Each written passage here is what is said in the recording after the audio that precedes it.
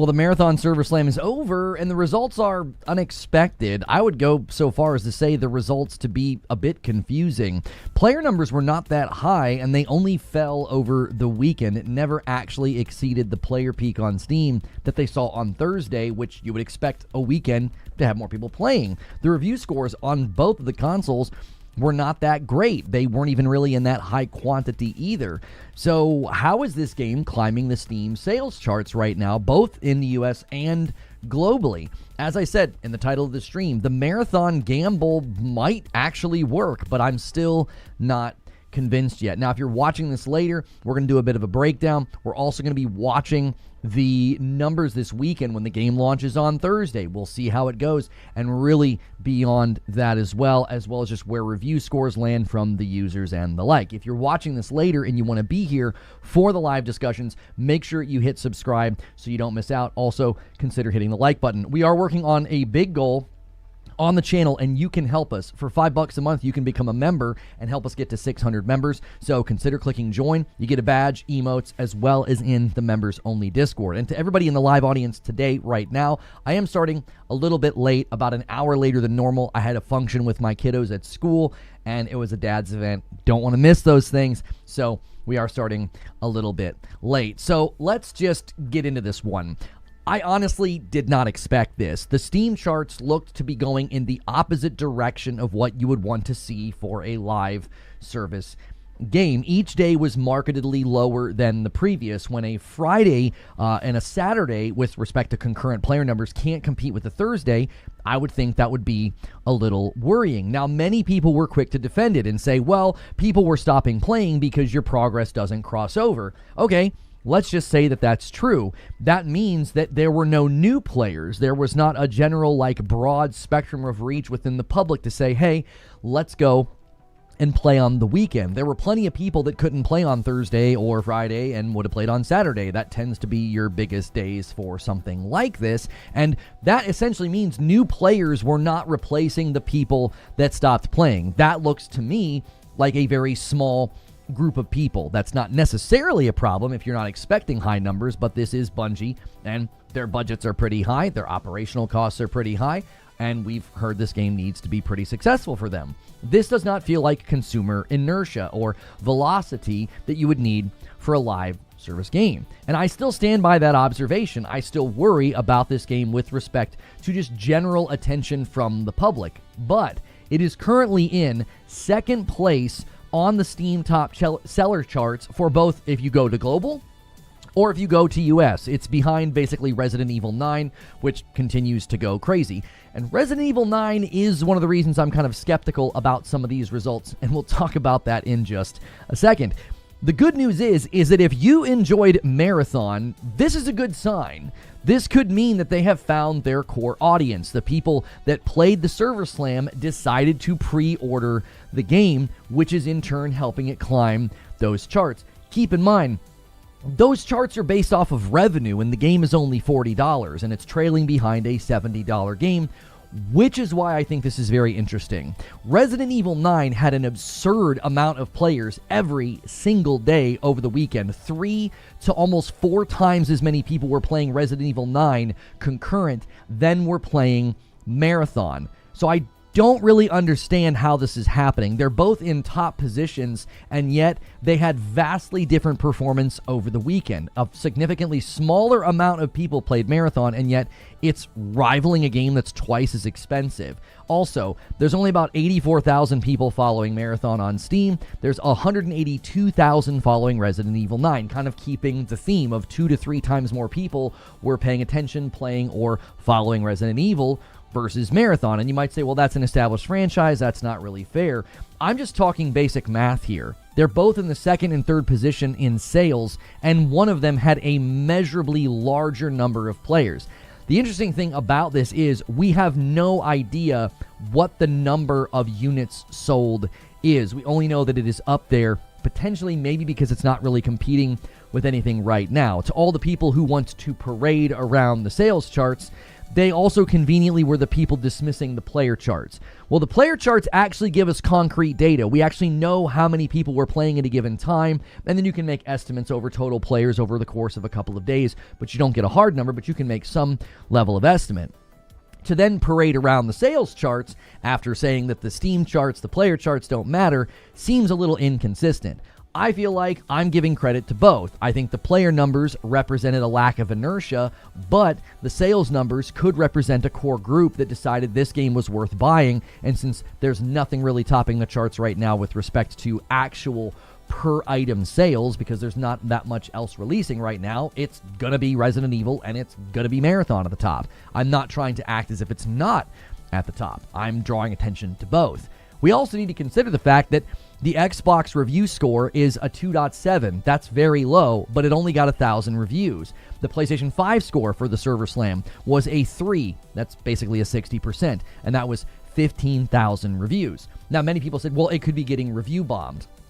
That actually doesn't make the situation any better. If you took away all of the negative reviews for PlayStation, for example, it would drop it down to like below 10,000. That is a very, very small group of people that were playing and then subsequently reviewing it. This is a live service game, and this game is supposed to be doing better on console from everybody that was defending it in the lead up, saying that there's not really an extraction shooter on console, so it will likely have a larger player base there. That doesn't seem to be the case. If the review numbers are anything to go by, this did not have a huge amount of people playing, and it didn't get the greatest scores either. The amount of reviews and scores on the PlayStation 5 is actually identical to Highguard, as an example. And we know that Highguard doesn't have a player base to speak of. So if you're pulling the same quantitative number of reviews as a dead game called Highguard, I again think there's a lack of momentum for this game. I don't think the sales charts are necessarily convincing me, because Marathon did this before. I remember when it climbed those Steam sales charts a couple of weeks ago or a month ago, when it first became available for pre-order, everybody started strutting around saying, hey, Marathon's going to be a big deal. If that were the case, then where were all those people during the Server Slam? If you can get all the way up into the top 5 on the Steam charts and then not even get above 150,000 concurrent players, I really question how easy it is to get up there when you're competing against virtually nothing, which leads me to the true test. The true test for this game is not really competing for sales right now on the Steam charts. This is a Bungie game. The true test is the release date as well as beyond. If the release date does not surpass the Server Slam, that would be worrying long term. Every game as a service, every live service game that scores and does well, they all end up sloping down to a floor. They just do. That is the natural course of things, which means you want those initial numbers to be as high as possible. The floor is typically in relation to your apex, to your height, the highest that you could possibly go. You also have to consider that the scores on PlayStation and Xbox will only be those who purchased it. So on Thursday and the days that follow, I don't want to hear anything from anybody about review bombs if it doesn't have a great score. Now, naturally, it's going to have a higher score than the Server Slam, because if you gave the Server Slam a bad score, you're probably not going to buy it, which means you're not going to be in there scoring anything. So I actually think the score will matter, but will matter even more than the total of the actual average. It will be the quantity of the number of scores on PlayStation and Xbox, as well as the concurrent player numbers on Steam. If we're going to continue to hand-wave these types of numbers and act like they don't matter, the review scores don't matter, the quantity of the review scores don't matter, the player numbers don't matter, if that's the case, then you better not be celebrating the Steam charts right now as it climbs the sales charts, because that's the least distinct information that we have. We have no idea the quantity of units that they're actively moving right now. And that leads me to the next section here. They've got a long road ahead. There is a mountain of feedback about this title. Even people that are enjoying it had a lot of criticism and a lot of feedback. Some of the most fresh topics are they want to add a duo queue because, again, I think Bungie's completely out of touch in how players play. Players had to actively request a solo queue. This game would have done significantly worse with respect to player numbers and review scores if they wouldn't have added the solo queue, because so many people like to play that way. Not everybody wants to jump in with a pre-made team. Maybe their pre-made team's not available. And also, not everybody has the desire to play with strangers. So they're going to be adding the duo queue, is at least something they're looking into. They also are going to give you the ability to not just rebind on console, but to clear something from being bound altogether. I'm not sure what that's all about, but there were people requesting that on console. They also acknowledged ongoing feedback about PvP. Folks are saying the TTK is too fast. TTK stands for time to kill, which that's how fast you can kill somebody and how fast you can die. There is a bit of a dilemma here. The shield dilemma is the one that I'm speaking to.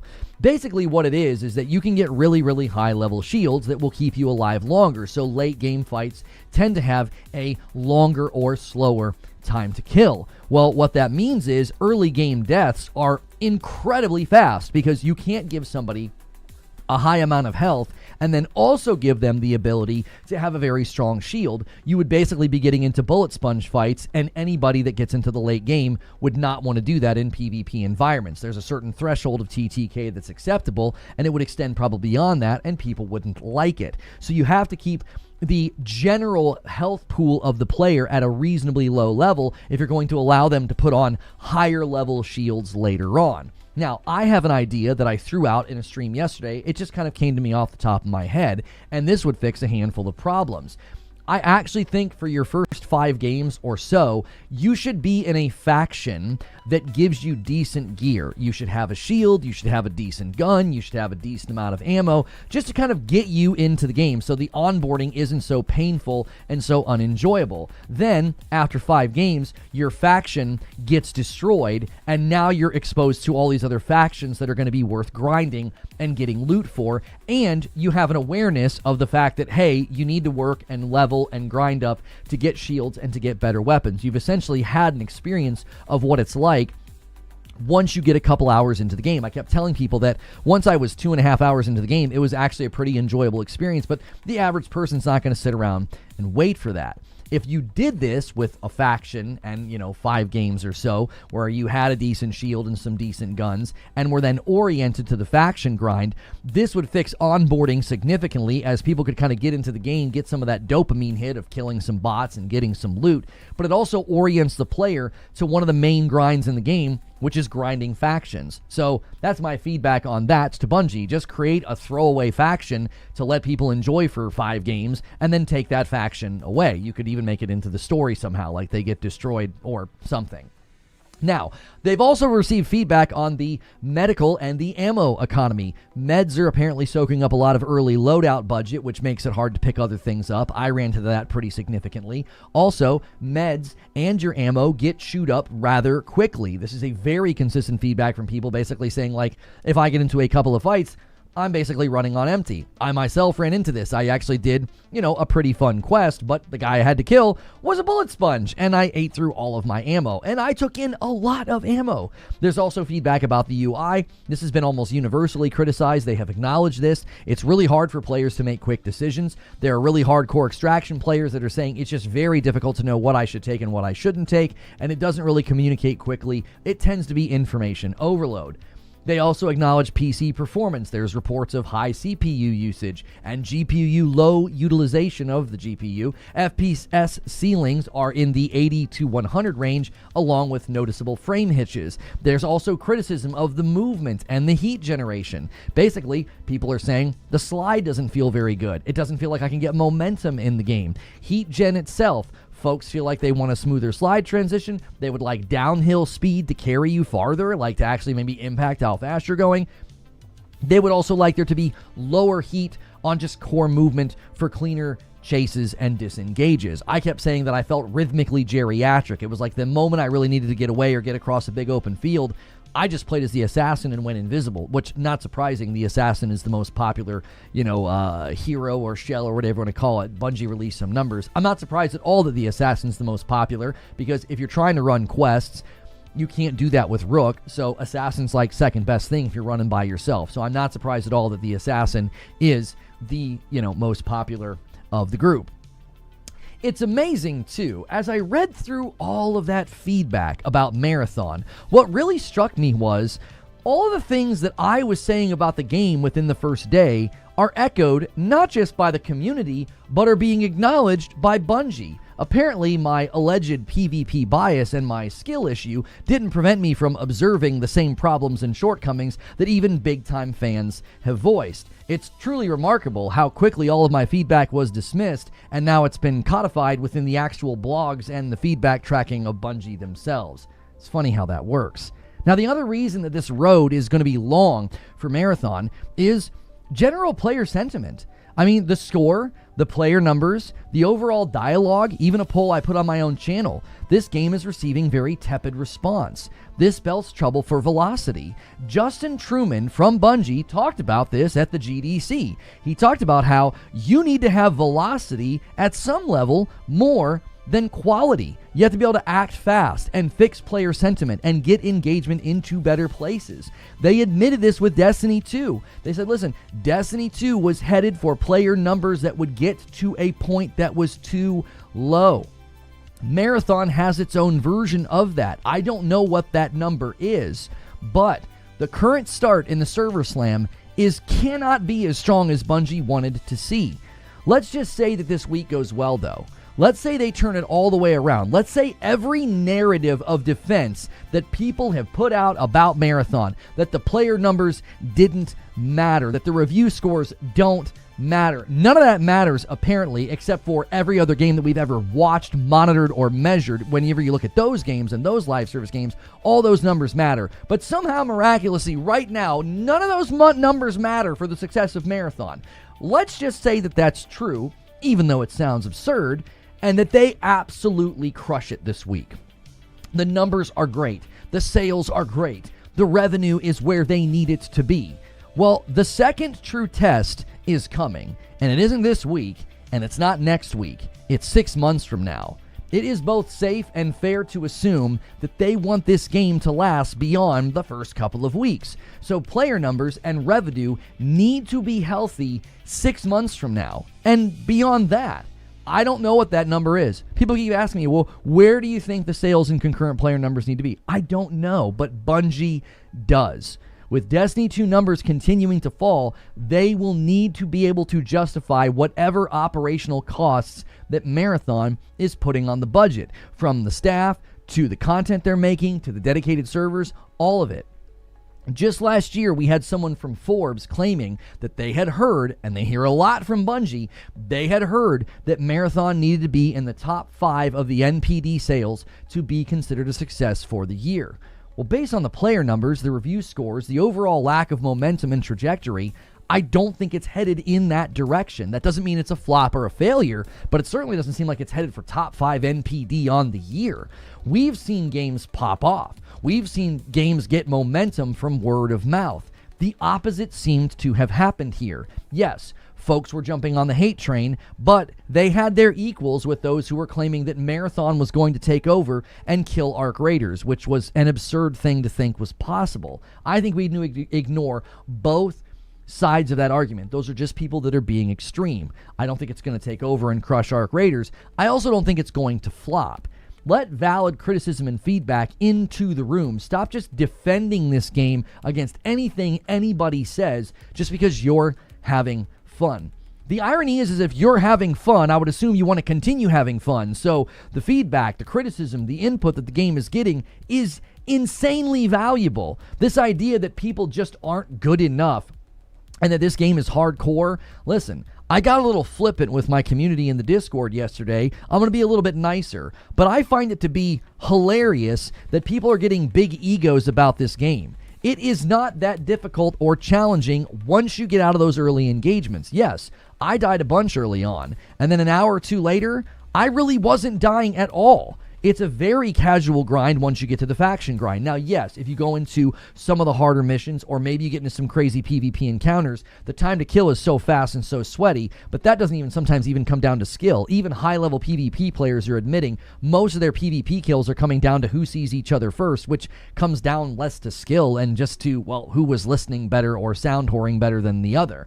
The idea that people are getting and puffing their chests out about, well, this game's hardcore and it takes skill and you just must be bad.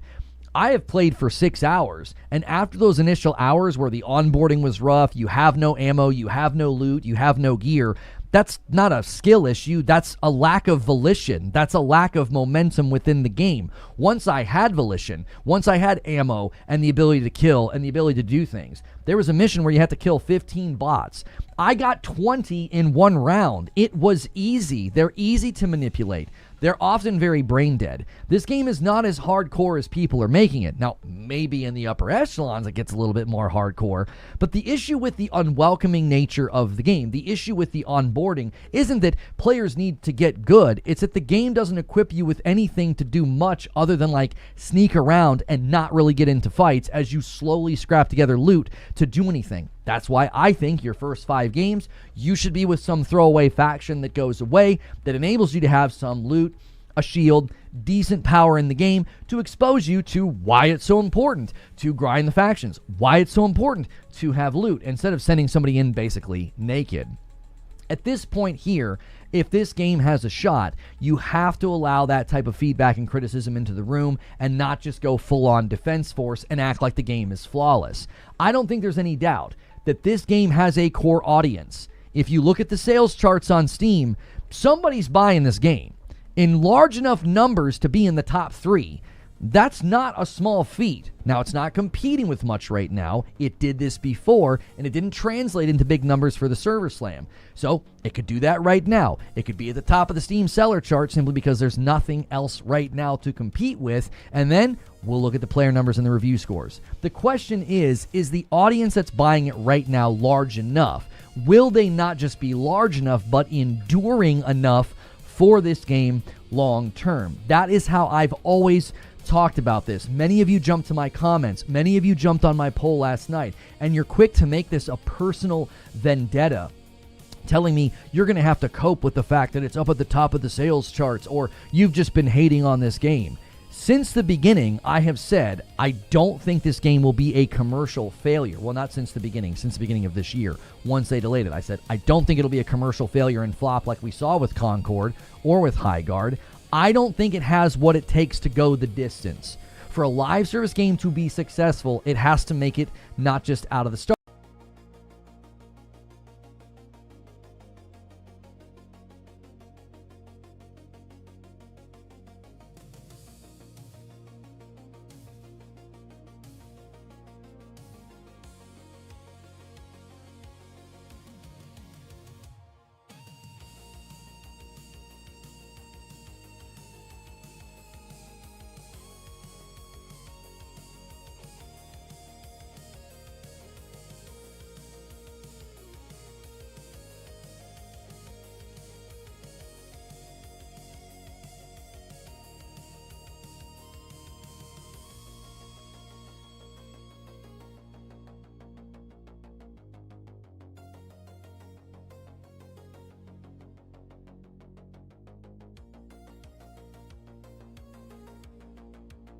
Check microphone. Hello. I don't know what that was.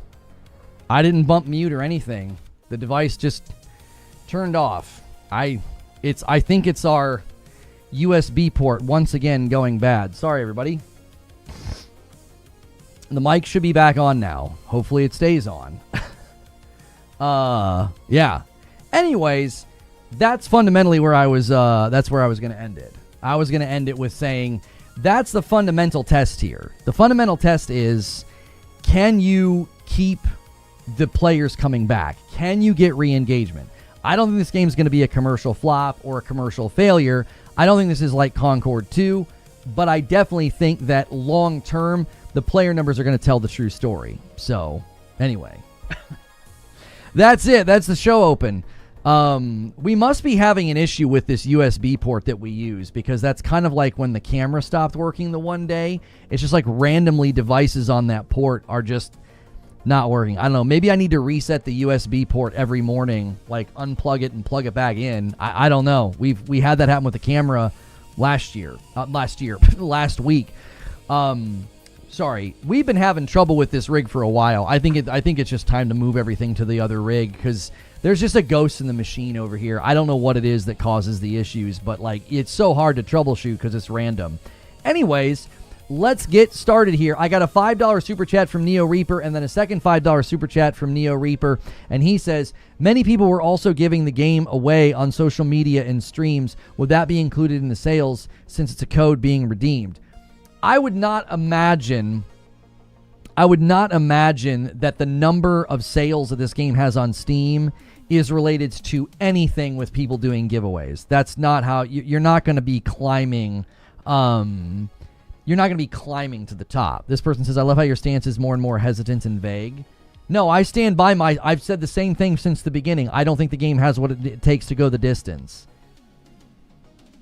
Now you're telling us it may be a win, and you've always said it'd be.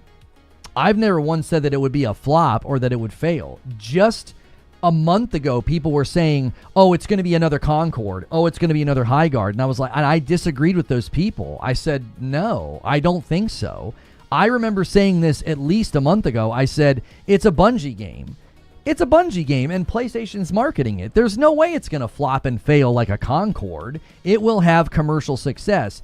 And I've always said this, the true test is re-engagement. Go back anytime I've talked about this. That's the number one word I always stressed and always repeated. I think I repeated it to the point where it was almost obnoxious because I knew folks like you would come in and misrepresent my position. Because that's what people like you do. You don't engage with what I'm saying. You create some phantom argument that I made in the past. Now, I said last year, after the showcase, that the game looked dead on arrival. And they agreed because they delayed the game. They delayed the game. They clearly agreed that like the game wasn't ready. It was an alpha. You were not going to launch an alpha last year to success. There was no way that was going to go well for them. It was getting universal rejection, criticism, doubt, skepticism, whatever you want to say. It was in terrible state last year. So if there were times last year I was really hard on the game, as soon as they started making improvements this year, I said, it looks better. Graphics look better. People seem to be like, hey, it feels better. It looks better. And I was like, I don't think it has the distance, though. Because you said you don't know if it has what it takes to go the distance. Do you not know, or do you think it doesn't? I mean, I'm not going to defend every single sentence that I've said today with you if you want to get pedantic about it. I'm not going to do that. I don't think you're arguing in good faith because you've not responded to anything I've just said.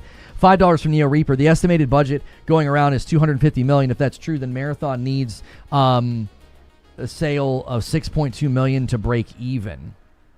Yeah, I mean, I don't know about the budget. I don't know about number of sales that they need.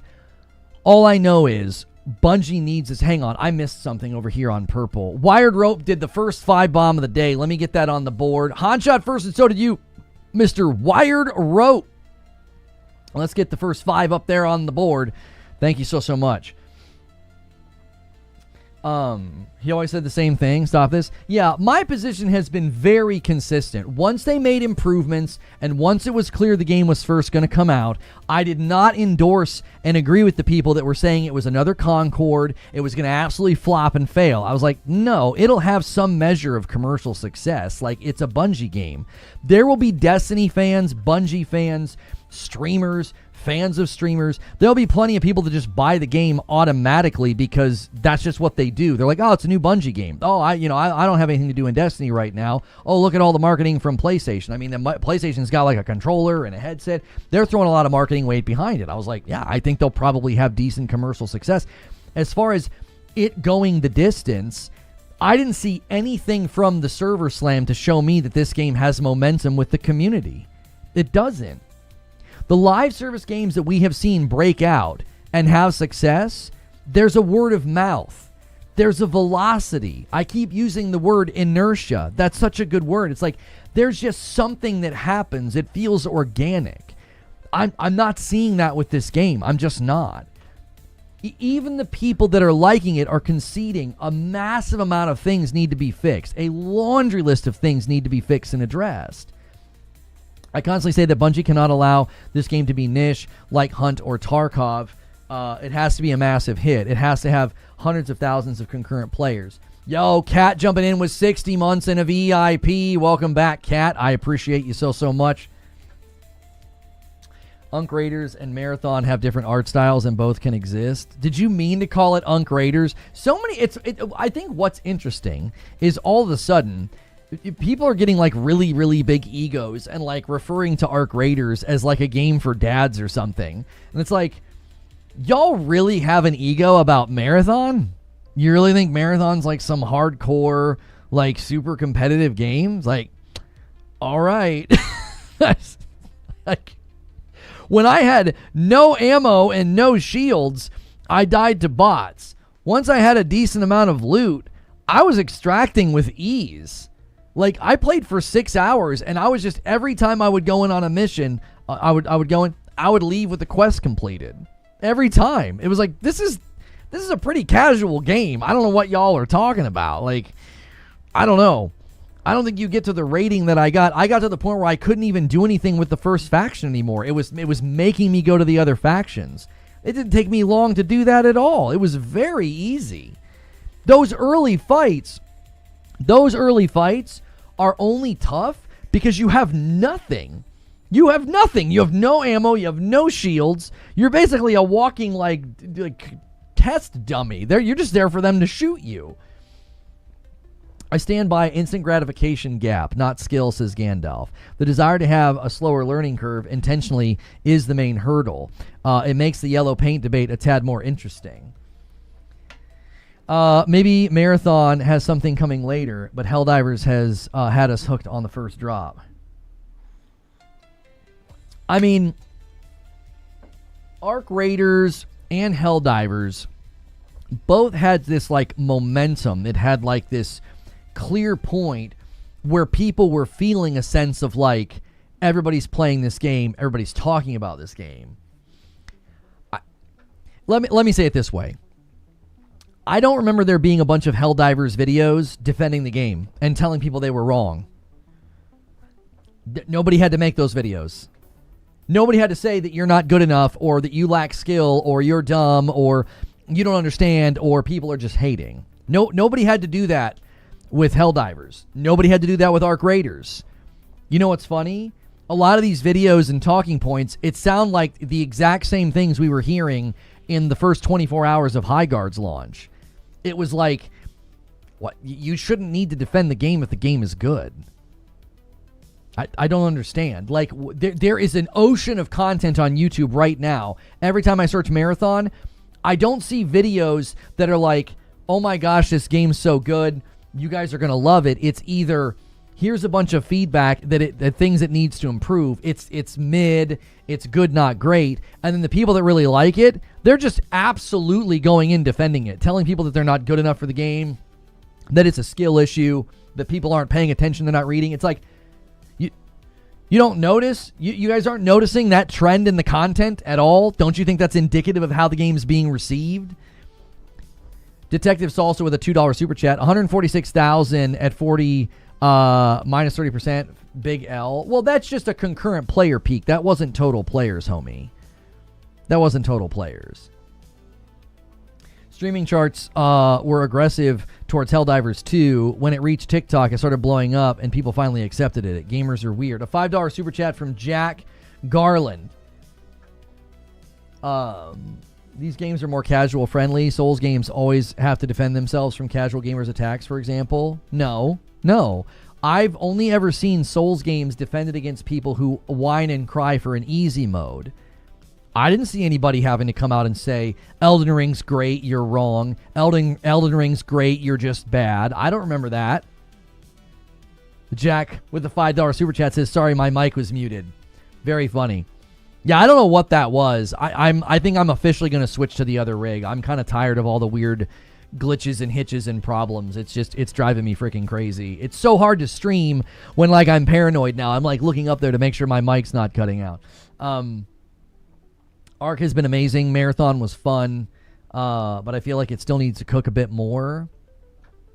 I really ended up liking Marathon after the slam, but the game needs work and it changes in order to have longevity. Listen, I Remember Quantum TV? Yeah, that guy got roasted for making a negative review of Elden Ring. Like, there was not a bunch of people feeling the need to defend Elden Ring. There weren't people making videos to be like, Elden Ring's actually good. You just are bad. Lush, no thanks for my renewal. Where is it? Hang on a second. Oh, it got pushed out of my screen here. I'm sorry. Lush with 22 months. That's embarrassing in the big 2026. Belono, Space Geek UK, I'm not reading a bunch of that. I'll just renew. If you're just going to say gross stuff in your renewal, also, I'm not going to read that. I got a £5 super chat from GBRC. Says, the UI is not friendly. The art style is horrible. The gameplay gets old fast. And here's the kicker. They are using the same anti-cheat as Destiny 2.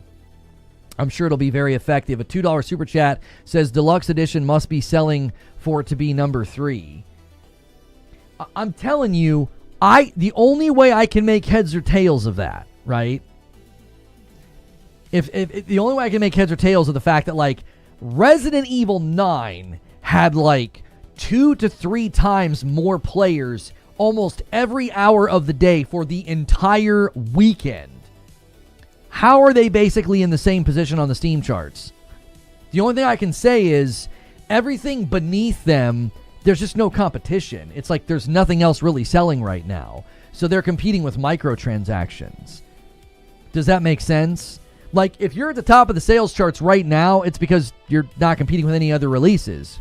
You're competing with microtransactions, which a $40 purchase or a deluxe edition purchase is going to skyrocket above that because it's not $1, $2, $5 here, whatever.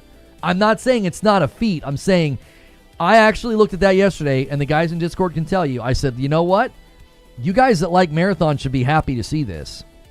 You should be totally happy to see it at the top of the top of the sales charts. You should. It means they've got a core audience. It means you've got people that are going to be playing this game week 1, day 1. It's not going to be struggling to have a player pool initially. Now, again, what does that mean long term? Are you going to be able to boot up in 6 months and have a healthy player base? I think that's the true test. Laggy Pixel with 4 months. I really like Marathon, but the loot needs work. Nothing exciting. The loot's too centralized. Let me add that to the total. Defiance Remaster today. There's a Defiance Remaster? Man, that's a blast from the past. That is a blast from the past. If you guys are enjoying the show on YouTube, make sure you're hitting the like button. Make sure you're renewing your memberships or considering doing a membership to help us with our goal. We're trying to get to 600 people paying for their own membership, so consider it. To be fair, the hate that Marathon is getting is novel, not going to lie. There are many gamers who are miserable and loud. A lot of the hate is forced. Yeah, but so is the defense. There were people before this game came out that said it was going to take over and that it was going to kill Ark Raiders. You know what I mean? Hey, Lono, I just joined. I saw the title and I wanted to say I really enjoyed the game and I found myself surprised that I pre-ordered. I just hate when the internet tries to tell me what games to enjoy. I've not once tried to tell people what to enjoy. The people that have enjoyed it, I'm like, man, I hope you have a ball. I hope you have a ball. My issue's always been re-engagement. It just doesn't seem like a game that you're going to want to re-engage with long term. You're just going to kind of get... I just feel like people are going to get bored. I don't know.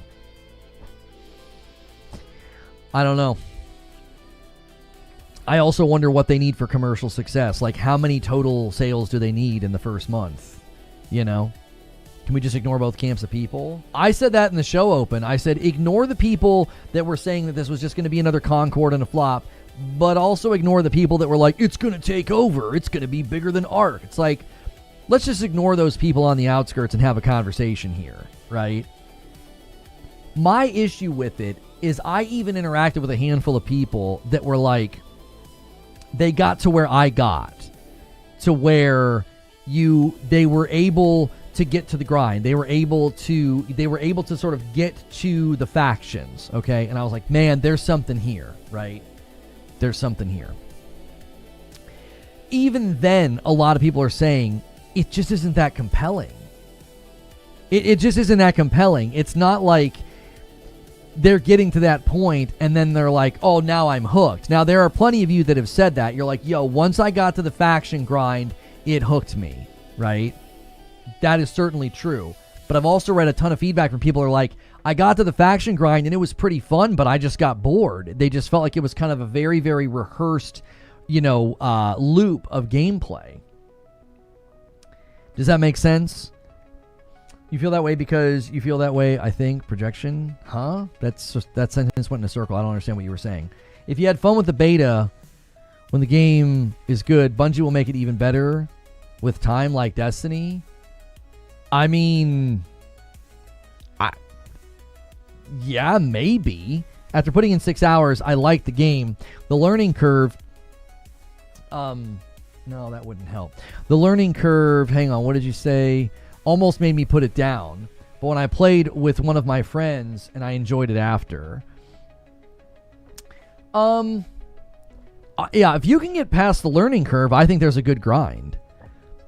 I think the faction grind is actually quite good. The like once you're getting the missions and like going in, right? I actually think that grind's pretty good. I think the issue is I have an idea of how to get people there. I said that you should start the game in a faction that doesn't exist really. Like it's a temporary faction. Per the story, that faction gets destroyed, right? Or taken over or something. I think your first 5 matches, you should be in this disposable faction. You should have some loot. You should have some shields.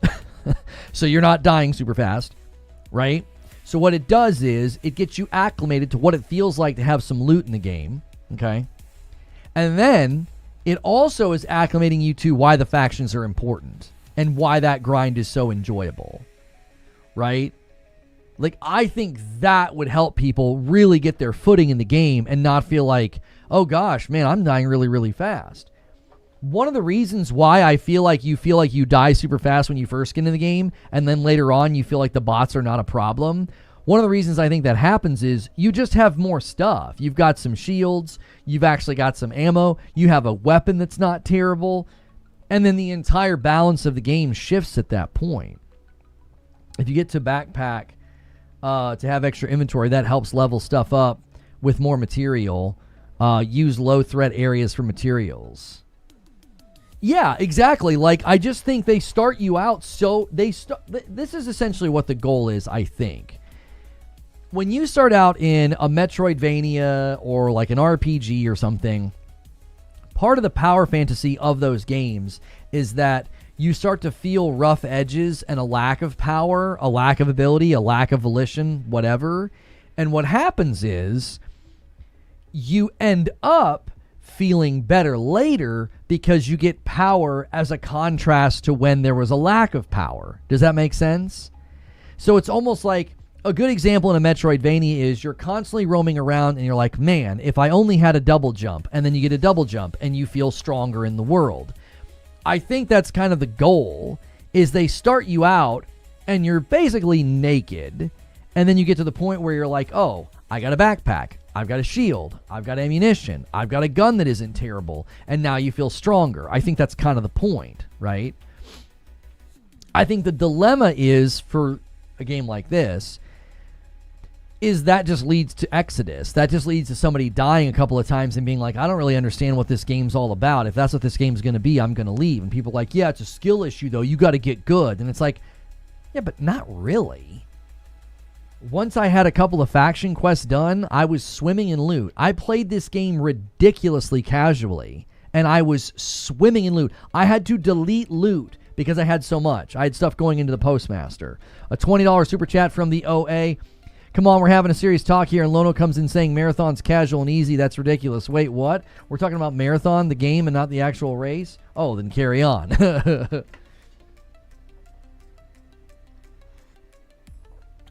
Yeah, I see you saying it's like a rogue, dudeness. I don't necessarily disagree.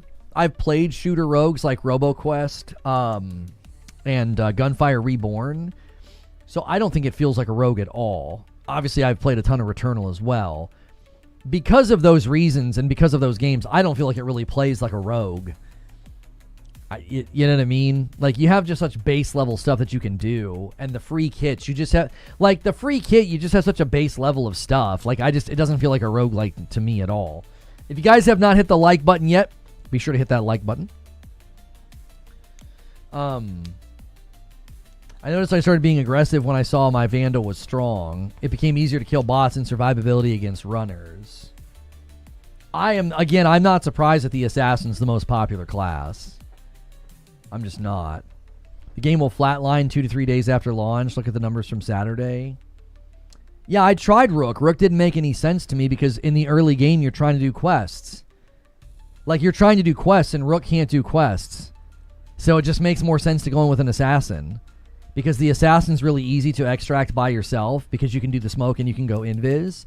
I think that's why the Assassin's the most popular shell after the beta, because that's what everybody was running. I think everybody came to the same conclusion that I did. They were like, Rook sucks because you can't do any questing. You complete 3 or 4 quests and you're swimming in loot. Like, you're swimming in loot. It's like, oh, this is great. The extra storage space on Rook doesn't matter. Here's why questing is easier and more casual. You don't have to extract. Homies, I was going in, scanning a thing, going to another thing, punching some buttons, and then, oh, thanks for the quest, and going back to the lobby, and then I would get loot, and I didn't even have to successfully extract. Like, running quests as Assassin, I mean it. It felt like the literal fastest way to get power in the game. I've got like 8 guns, 4 backpacks, all these meds. Like, I'm swimming in loot now. It's like I didn't do anything. I didn't go and fight players. I didn't wipe a bunch of players. I think I killed 2 players. After I streamed with you guys, I think I killed 2 players in 2 separate games. One was for a quest, and one was just because I saw the guy. And then I got killed by 2 or 3 players. Each time I got killed by players, it was at extract, and they shot me in the back. That's why I was just like, oh, I'll just run Assassin and run quests so that if I get shot in the back at extract, it doesn't matter. I completed my quest. And when I got shot in the back at extract, there's not really much you can do. I mean, you basically, I looked around, I kind of scoped the area. I was like, all right, it's time to go to the circle. I ran to the circle, and then bam, bam, bam, bam, bam. I shot, some guy was hiding invis or something, like, you know, keeping an eye, and he just shot me in the back. And that was it. You die really fast. Silver Subaru with 61 months and a VIP. Marathon feels very half-baked and still not ready, which is sad because it looks interesting. Keep up the good work. Let's go. Yo, let's go. Let's get it. We're ahead of pace right now. We needed to end yesterday at 100. We ended yesterday at like 150. You change characters by hitting the shell button in the main menu? Or is somebody in chat asking how to do that? Lono can kill players, but only off stream. Oh, I've never tried to pretend that I'm good at PvP. I mean, the two or 3 times I died to players on stream, I mean, it's just so fast. You're like, oh, there's a guy. I was like, oh, okay. I'm dead. You know, the one guy, I didn't shoot right away. I thought maybe he was going to say something. Like, he ran in the room, and I was like, I waited, and he immediately started shooting. And I was like, oh, well, there you go. And you're dead a second later. There's no chance to be like, don't shoot. It's like, don't dead. Like, as you're saying don't, you die. They just tweeted their plans for seasons. All right, let's take a look. I wonder, are they going to do like traditional seasonal length? Let's see. A member plus renewal from SDO. Let me add it to the total of 166. Marathon was visually better than I expected. I hope they can keep updating content with many expansions and free updates. No one uses open mic in this game. It's shoot first, ask questions later. I mean, it's understandable. When the time to kill is as fast as it is, homie, I don't know why you would do anything other than that. Okay, so here we go. Introducing seasons in Marathon. With Marathon's launch around the corner, we want to take a minute to share how we're approaching seasons and our plans for Season 1 and beyond. Seasons overview. Seasons in Marathon last about 3 months, and each season will bring new content and features that change the way you master survival, grow your power floor, and progress throughout a season.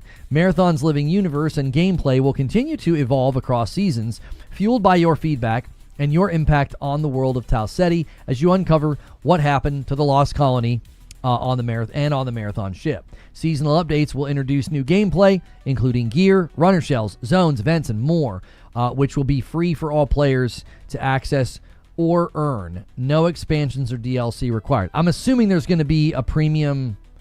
I'm assuming there's going to be like a premium track, right? Because this is going to be free.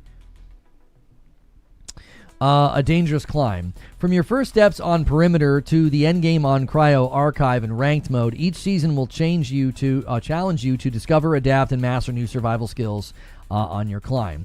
Everyone will start fresh each season with nothing to their name and the constant threat of death in a world more lethal and powerful than you are. Over the course of the season, you'll complete contracts and progress your faction upgrades, granting you access to stronger base stats and better wares in the armory. It's not just about what you loot, it's about raising your power floor and the options available to you. Over time, recovering from a bad loss will get easier and crafting your idea build will become more accessible. As you master survival and grow your available resource pool, you'll be able to take on increasingly challenging contract zones and enemy runners, climb the ranked ladder, prep for high-stakes Cryo Archive runs, and secure the most lucrative loot and prestigious rewards for the season. Then, as the season comes to a close and that feeling of blanket, let's ball, settles in. Roll with your best loot, knowing a fresh start for everyone with more to discover and a new climb to master is just around the corner. This is interesting, okay?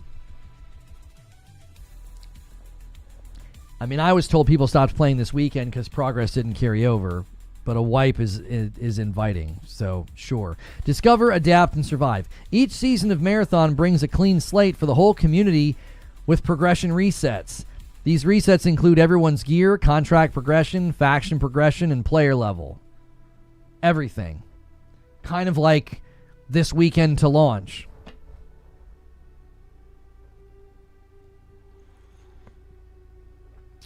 But anyway, this made people stop playing over the weekend, but it'll make people play all the time once the game is launched. It's an interesting theory. We'll see if it plays out. You'll keep your achievements and ways to express yourself. This includes cosmetics, earned and paid, titles, and other rewards you earn by playing and reaching milestones each season. Your codex progression also carries over, as unburying the secrets of Tau Ceti takes time. A few other things carry over too, such as your liaison contract progression. No need to unlock the factions every season. Oh, so just the factions themselves will be unlocked. Yeah. Cosmetics and paid, that's right. Seasonal resets mean that the game stays dangerous, loot feels meaningful, and there's always a good opportunity to get back into the game to bring a friend without feeling behind the curve. It's a way to say goodbye to the old, welcome the new, and kick off a journey from zero to hero with new ways to play, content to remaster, and things to discover.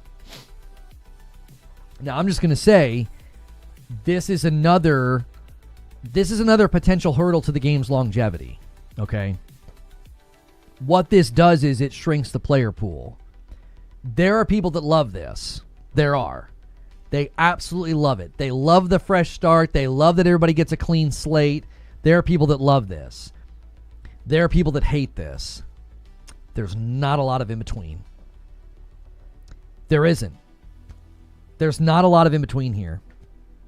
Because if you're playing, I want you to think about what happens here. There's a point every season where you're going to reach where you say, I'm close enough to keep going. I'm going to try and just grind and get all the stuff and unlocks or whatever. And there's also a point where you're going to say, well, the reset's coming. There's no point. Right? Like, there's a point every season where mid-level players, more casual players, okay, are going to say, yeah, I'm not going to make it. And then you're going to stop. The people that like it are going to grind and they're going to love it. The people that are going to hate it, this is their off-ramp. When this happens the first time, this is a lot of people's off-ramp. They're going to be like, yeah, I'm not a fan of that. I mean, it could be your off-ramp right now. This could be the reason that you decide to not do it, right? So, this again is not an automatic negative. This is another opportunity for somebody to feel like the game rubs them the wrong way, okay? It's just another opportunity for somebody to say, man, this game really rubs me the wrong way. I really don't like that. I feel like seasonal wipes are an extremely divisive topic because there's not really a lot of room for in between here. You either love this and it motivates you to grind and show up every season, or you hate this and it feels like everything you're doing is futile. I remember when Ark Raiders said their wipes were going to be optional, I said that's a really good choice because maybe somebody doesn't want to wipe Season 1, but maybe they feel like, hey, you know what? I've got my footing. I feel better about this game. And then they're willing to wipe second season, like Season 2 and 3, right? So to me, there is certainly an opportunity for change here. They may decide to make it, optional or volitional, but the problem is you make it optional or volitional, and then people that don't do it have a distinct advantage when the season starts. They're marketing sunsetting every 90 days to a group of people who cried for years about being sunset once. You get to keep your triumphs like in Destiny 2. At the end, you should be able to pick one thing to keep from a season. Let's keep reading. What's in Season 1? Season 1 is Death is the First Step, a.k.a. First Step. It is the start of a new gold rush on Tau Ceti. It's the beginning of a proxy war between rival factions competing for power and answers to what happened to the 30,000 lost souls of the new Cascadia colony. And as a runner, you're at the forefront of the expeditions. When you step foot on Tau Ceti, you'll find a hostile world that wishes you dead. As you and the other runners begin to explore the surface, you'll soon discover a way aboard the derelict USSC Marathon ship hanging above. Once the community unlocks the way into orbit, the fourth zone, Cryo Archive, will become available. Prepare your mind and shell to take on this endgame zone on the Marathon ship, where you'll solve security puzzles, unseal frozen vaults, and come face to face with an entity even the USSC fears. Okay. So this again is where I feel like the game has a bit of a personality disorder, because this all sounds like stuff that I would love as a PvE player, but the pathway to get here is a lot of frustration, running into PvP teams, losing loot, getting sent back to orbit with nothing. So it is interesting that their aspirational content seems built for a type of player that's never going to make it there. That's just my observation and opinion. I could end up being wrong about this, but the way I read this reads like a bunch of content that appeals to people that are just never going to make it this far. Like the people like me aren't going to make it this far, right? They're going to get kicked out pretty quickly. They're just going to bail, right? And I'm talking player preference here. You got to hear what I'm saying. I'm talking about player preference. I am not talking about the game's quality. I'm not talking about the game's fun factor, right? Why would you just say you said the game was easy? Yeah, it being casual and not that challenging to grind the factions doesn't mean that I'm going to keep coming back, because I know what awaits me. Eventually, I'm going to get slightly harder quests, and then I'm going to be working on those quests, and I'm going to get killed by other players. And I know that's going to turn me off, and I'm not going to want to play. Like, I know that's waiting for me. The early hours of this game are not too hard, as people were indicating. When I was saying what I was saying, thank you for the 5-bomb, Kid Notorious, over there on Purple. Purple taking the lead, getting us to 171. Remember, whoever hits it gets it. If we get to 175... I owe your platform a member. If you can get your platform's number to 100, I'll owe you a 5-bomb. So try to get that number as high as you can, y'all. Okay, so you have to hear what I was saying within the context of what I was saying. People were saying, oh, if people are having a hard time with the onboarding and the opening of the game, they just need to get good. It's a skill issue. And I'm like, that's not the issue. And Pork Pie comes in with a 20-bomb for Twitch. Oh, boy. Twitch might actually be able to get to 100 today. They got one of the big dogs in the house.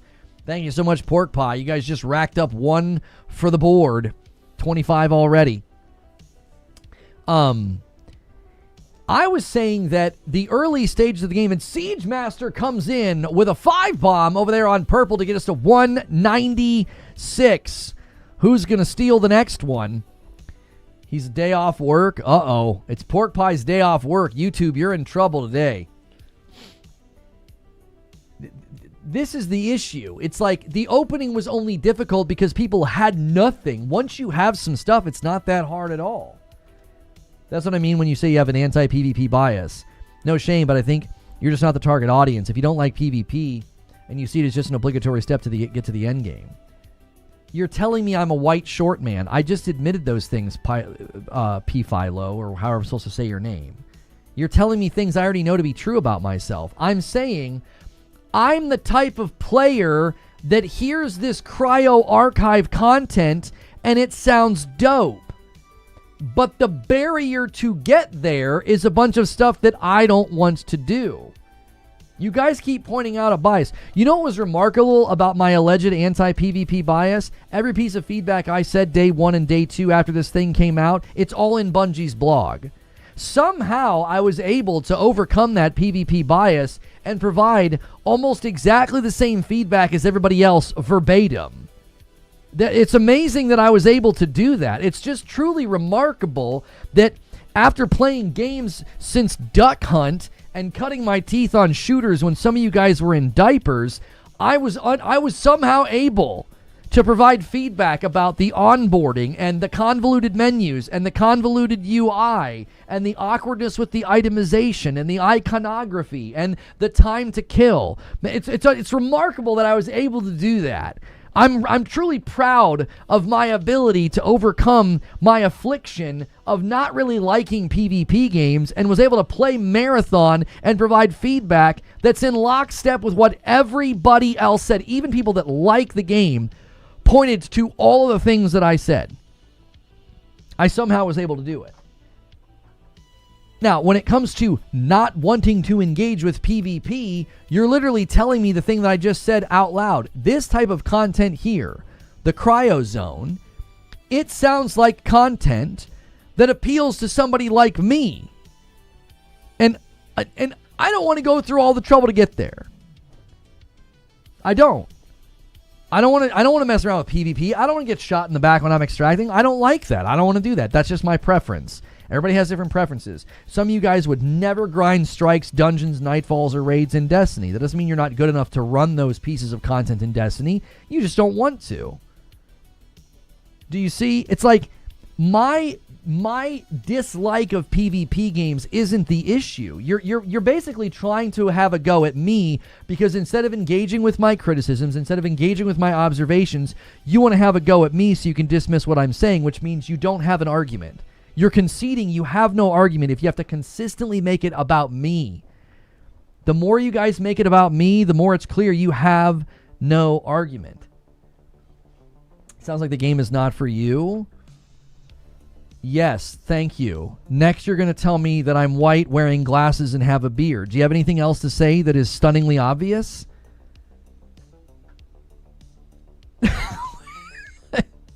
Thank you for the 5-bomb. Broken Earth. He steals it. All right, I owe each platform a member. Thank you very, very much. I swear it's like you guys aren't listening. You know the type of people that they like to sweat.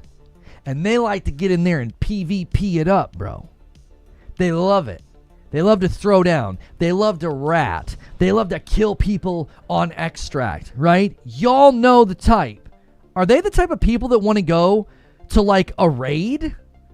A PvE raid that's going to be like hardcore with frozen vaults and security puzzles? Do you see what I'm saying? You're telling me that I have a PvP bias, an anti-PvP bias, okay? Well, don't you think that this content is going to grate against people that are not like me, that are the opposite of me? You don't think that there are people opposite of Lono? They're not really down with the PvE. They love PvP. You don't think that those people, being the opposite of me, are going to see this as the aspirational content and be like, I don't really care about all that. I'm out here ratting. I'm out here killing people on extract. I'm out here throwing down. I'm out here getting my my PvP in. Don't you see Constantly pointing to my anti-PvP bias is precisely the point.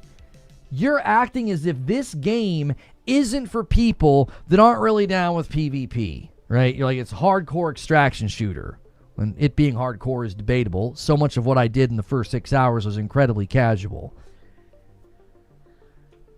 I'm saying this feels like a personality disorder. You've got a game that makes it really hard to get into. It's super punishing. It's not very generous with loot. Once you get into the factions, it feels pretty good. The faction grind feels very PvE oriented, and yet there are people who keep stressing this is a game for people who like PvP.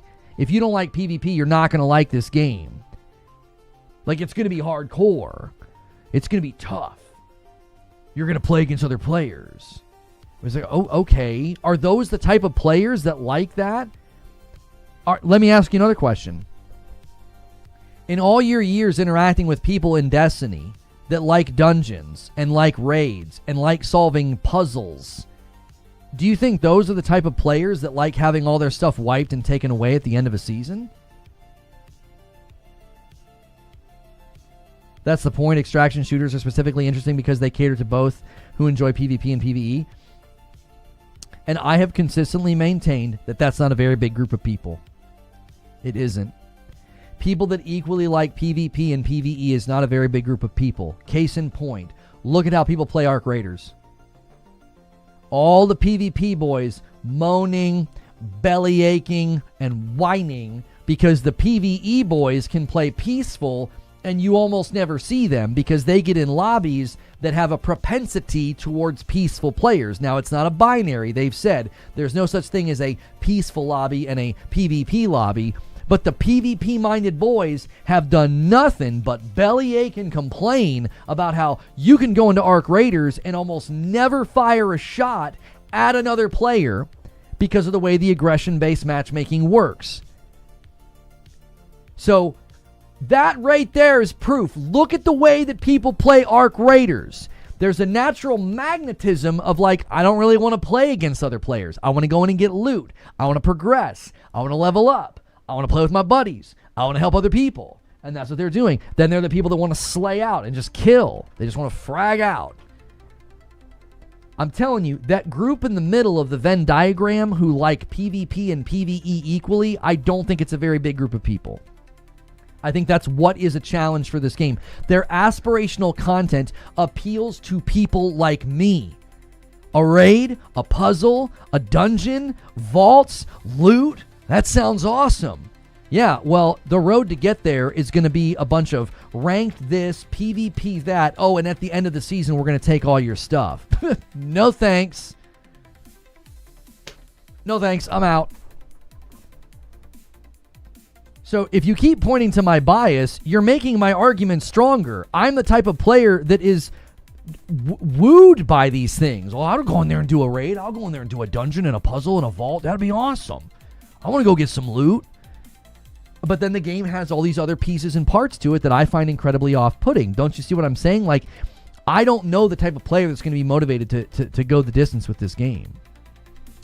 Deuterino, let's see. What did you say here?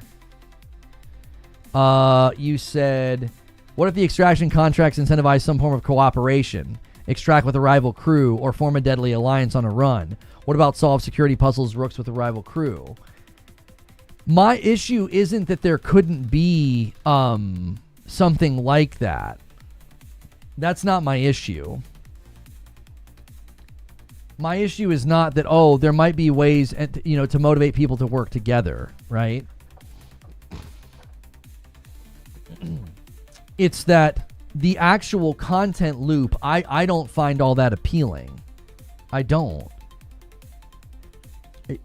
Going into the same environments and the same maps, killing some bots, working on a quest, getting some loot. Hopefully I get out. Hopefully I don't get shot in the back at Extract. Because after I streamed with you guys, that was how I died every time to a player. I never died to another player in an actual face-off. I got shot in the back at Extract. Dude, I'm not doing that. I'm not going to grind that loop to get to a raid, to get loot that you're going to take away from me. I'm not going to do it. I think I'm in good company. I think there are a lot of players who share my mentality because I played Destiny with them for 5 years. I streamed rather successfully to that audience for 5 years. And those people play Borderlands. And those people are playing Ark Raiders right now. I'm that type of player, and you ain't going to get us. And that's fine. Your game doesn't need me. Your game doesn't need my people, okay? It doesn't. But I think in order to be successful, you have to have some level of appeal to an audience that has some breadth. I'm not saying it has to be the most broad audience ever. I'm not saying this game needs to be Fortnite. You have to have some level of breadth in your appeal. This game is so incredibly narrow in its appeal. I'm telling you, that's going to be a challenge for it long term. You're going to lose people. Listen, y'all can say I have a bias and I'm being anti-Bungie all you want. I've made these same arguments when it came to Concord, when it came to Splitgate 2, when it comes to any arena shooter, when it comes to any live service game. I said this about Ark Raiders. I said this about Fair Games. I have been consistent in this feedback. Live service games, especially shooters, are incredibly difficult to get off the ground because you've got to motivate people to come back. And it's really hard to motivate people to come back when your game has elements to it that are either unwelcoming, difficult, or punishing. This game's got all of that in spades. All of that in spades. It's difficult initially. It's not very welcoming. It can be pretty punishing because you can get killed at extract. And then you've got these aspirational pieces of content that I've got to go through all that to get to. Oh, and then you're going to take my loot from me at the end of the season. I think what keeps getting lost in this discussion is people are like, but I like it and I'm having fun and I'm looking forward to it. That's totally fine. That's totally fine. In order for a game like this to survive, you need re-engagement patterns. I'm seeing a lot of things that are going to actively work against re-engagement patterns. A lot of you are forgetting who you're talking to, okay? I don't like pulling cred out, but I had a consistent high batting average of predicting how the player base would react to all the things they did in Destiny. Famously, they put out a blog post on changes to Trial of Osiris. Within 45 seconds, I said, people are just going to low card farm. And that's literally what happened, and it was a major problem for Trials. When it comes to live service games, player psychology, and how players respond to these types of things, I talked about what was going to happen with Concord. I talked about what was going to happen with Splitgate. Now, Splitgate messed up their marketing, but I still just think those games are too much of a meat grinder to have that re-engagement pattern because I think people just get burned out. There's too much baked-in familiarity. I think people are just like, I've kind of played this game before. It's fun for a weekend, right? I said with Helldivers 2, they would start to struggle with re-engagement from players that took a break or new players because there's too many war bonds. And that's like the number one complaint that people have about Helldivers 2 when they try to re-engage or when they're brand new. I said in New World, I said the number one challenge New World's going to deal with is they've made the entire map system and the entire ecosystem of the world impacted by PvP. That's going to push people away. And it literally did, to the point that they wouldn't let you see it on the map anymore because of what it did to the optics of the players who were playing New World. It was making them stop playing.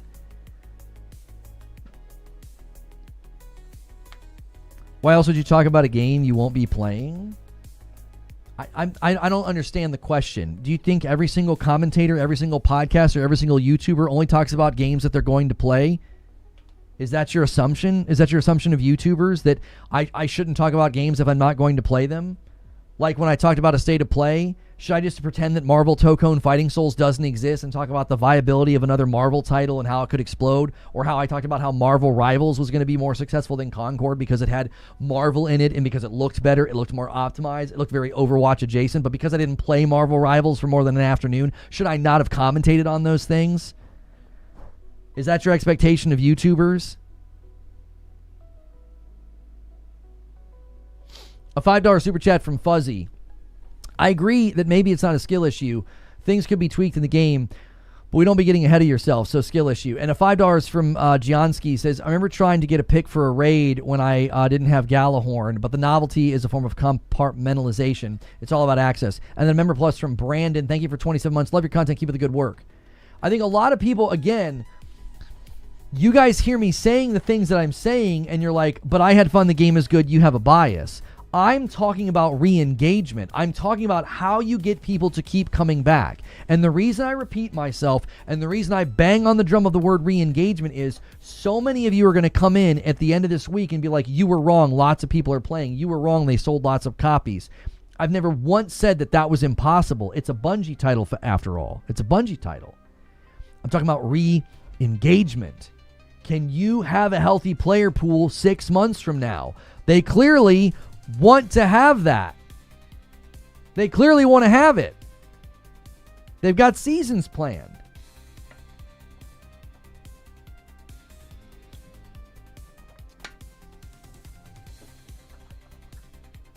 The success of this game will be marked by re-engagement. It will be marked by people coming back and continuing to play and continuing to spend money. That's how a live service game is successful. I remember when Concord's numbers looked terrible, some guy famously said on Twitter, I don't care about how many people are playing. And I'm like, well, you should. You should. Because if you want to come back and you want to have people to play against, if you want to have people to play against, you better hope that there's a player pool. Let's keep reading how they're going to do seasons. And listen, I welcome the debate. I welcome the back and forth. Just make it about my points. Don't make it about my own preferences. If anything, you're strengthening my argument by saying, well, Lona, your preferences, you don't like this kind of game. This right here that I've highlighted, this is the kind of content that I enjoy. This is sitting atop a tree I don't want to climb. I think that relates to the game having a personality disorder.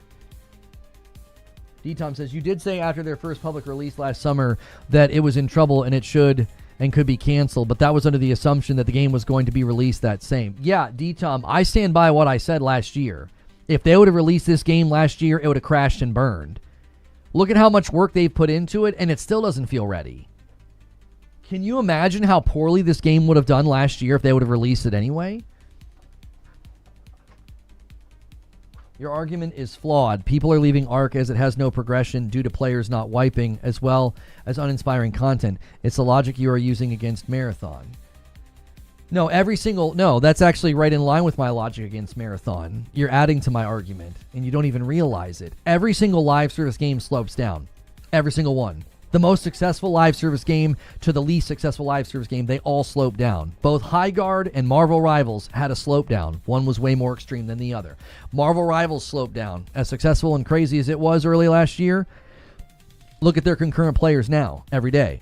That's not bad. It's not failing. It's not flopping. But it had a slope down. Ark Raiders is having a slope down. So you're making a point I've made very many times. This is not something new. This is not a new concept to me. This is an argument that I've made many, many times. Your slope down to the floor is in relation to your peak. Now I want you to think about everything we've been talking about and all of the hand-waving people did about the Steam charts and how the Steam charts didn't matter, although the Steam charts matter when it climbs the sales charts. All of a sudden, that matters. Games don't live off of your week one sales. Live service games live off of re-engagement. And the player patterns did not look good over the weekend. Everybody hand-waved that away and had excuses. Well, now all of a sudden Steam charts matter when it's at the top of the sales charts. Well, I mean, which is it? Do the charts matter or do they not matter? So, your peak is in relation to your floor. So if your game peaks at 500,000 concurrents on Steam, it's going to settle to a floor in relation to the percentage of people out of that launch week that thought, this game's dope, I'm going to keep playing. The larger the number at launch, the greater probability there is of conversion into a regular player. Are you tracking? That's very, very simple math. Very simple math. I'm not being condescending. I mean it. You got to track with what I'm saying here. So the maximum amount of people that jump into your game, the larger that number is, the greater probability and chance you have of people becoming a regular player. So if 1 million people play your game in the first week, only a percentage of those people will become a regular player. So you want millions upon millions of people playing your game in the early stages in the hopes that they become a regular player, that they buy a battle pass, that they come back next season. And everything I've been talking about with Marathon is, oh boy, that's a shallow funnel. Man, you're making your game really, really hard to get into. Man, you're making your game really, really hard to get your footing in. That's going to make it really tough to have those people convert into players, as well as word of mouth, as well as just maximum number of people checking out your game in the first week. I'm arguing math right now. I'm not arguing quality, preference, PvP, PvE, loot, wipes, none of that. I'm arguing math right now. I'm not arguing about whether or not Marathon is good or bad. This principle applies to every live service game. It applied to High Guard. It applied to Concord. It applied to Helldivers 2, Ark Raiders. It applies to all of them. The larger number of people that play your game in the first week, the greater chance of conversion that you have. I look at Marathon, I look at the results that they got, and I say, man, you really lack broad appeal. You've got a game that's really, really hard to love. That's going to work against that conversion. So you're going to end up with a smaller group, which means your floor is lower, which means you're a lot closer to the minimum viable player count that a game needs. You're arguing one facet of math? No, this is force of nature. This is the laws of existence, brother. Every game goes through this. 3 numbers: peak exposure, peak player count, your average floor, and then you have a minimum viable player number that's down here. Okay? So, if your peak's way up here, your floor will be in relation to that. It'll be higher. It's further away from this. Down here is like an event horizon. You go below a certain number and your game's cooked. They talked about this in a GDC presentation. They talked about how the Destiny 2 player numbers were heading to a total that was untenable for them. It was bad. It was crisis, right? So they know what that number is for Marathon. So there's 3 numbers that matter for every live service game. There's your peak total players at launch. There's your average floor. That's where your game just settles in. And then somewhere beneath that is your minimum viable player count. If you fall below that number, you're done. You're cooked. You won't come back. You just slip down because nobody can get into matches. Connection integrity starts to suffer. Nobody wants to play because their friends aren't playing. It's like a spider web that gets lit on fire. It just spreads out and everything erodes. What you want as a live service game, you want to be as far away from that minimum viable player number as possible. You don't want to be close to it. You want to be far away from it, which means the best way to be far away from your minimum viable player number is to be as high exposure, as big a funnel as you possibly can get at the beginning so that you convert as many people as possible. If your own market research says for every 10 people that play Marathon, we'll get, let's just say, 3 people that become, regular players. One out of that group will be a diehard, but 3 out of 10, they're going to convert. What that means is you want, like 10 million people to buy, right? Because then roughly 3 million people become regulars. And out of those 3 million, a certain percentage will buy microtransactions. So it all whittles down to that. That's why when the High Guard guys were saying, oh, we don't need big player numbers to be successful, I was like, that's ridiculous. Yes, you do. You cannot survive as a live service game if you don't hit a certain amount of exposure, because that certain amount of exposure leads to a certain amount of regular engagement. You can look at a game like Warframe, for example. Like, their floor is very healthy. It's not very high, but it's high enough for them because they're not a very big company comparatively to somebody like Bungie. So Bungie knows what their floor is. They know, like, here's what operational costs are. Here's what the amount of studio and bandwidth and money, the amount of they have to pay for the dedicated servers, right? Like, that's not cheap either. And I think with their size, they also have something else working against them, and it's that Destiny 2 has been doing more poorly lately. It hasn't been generating a lot of revenue. Now, we heard they're in the early stages of developing Destiny 3. if that's the case, I would imagine there is some kind of a publishing deal with PlayStation. PlayStation's going to have to foot that bill, because what Bungie did in the past, they would basically use money generated by the Destiny 1 community to fund the operation of the studio so they could build Destiny 2. They're not in that world anymore. They're going to need some kind of a publishing deal in order to fund the 4 or 5 years it'll take to build a Destiny 3. You're basing out of a server slam that was competing with Resident Evil, and the hype going into it. Ark have competing going into their server slam. Homie, if a free server slam does poorly because of Resident Evil and the existing game of Ark, what do you think is going to happen this week when you have to pay to play? I want you to think about what you just said. If all it took was a Resident Evil game and an existing game, the incumbent, the Fortnite of extraction shooters, which is Ark Raiders, they're the big dog in the room. If that's all it took was for a free server slam to not do well, what do you think is going to happen when it costs money to play?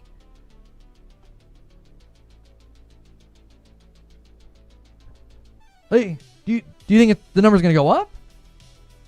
Or do you think it's going to go down? Which direction do you think it's going to go? We've been here before when Marathon was at the top of the Steam charts. We've been here before. We covered this before. I remember when Steam charts were being touted because Marathon was, you could pre-order it. Remember? So you could pre-order Marathon, and it got into like the top 5 in America and like the top 10 global. And man, Marathon fans were strutting around real cocky. And within 24 hours, it dropped. And 48 hours later, it was gone. It had fallen really fast. And I was like, that's not good for a Bungie title. That's a big, well-known veteran studio, right? Right? I'd expect it to be up there maybe a little bit longer. Now that it's up there again, people are like, well, the server slam didn't count. Well, hang on a minute. Let's track with the logic. I thought back when it was up on the pre-order numbers on the Steam charts, I thought that meant the game was going to be a roaring success. Where were all those people during a free server slam?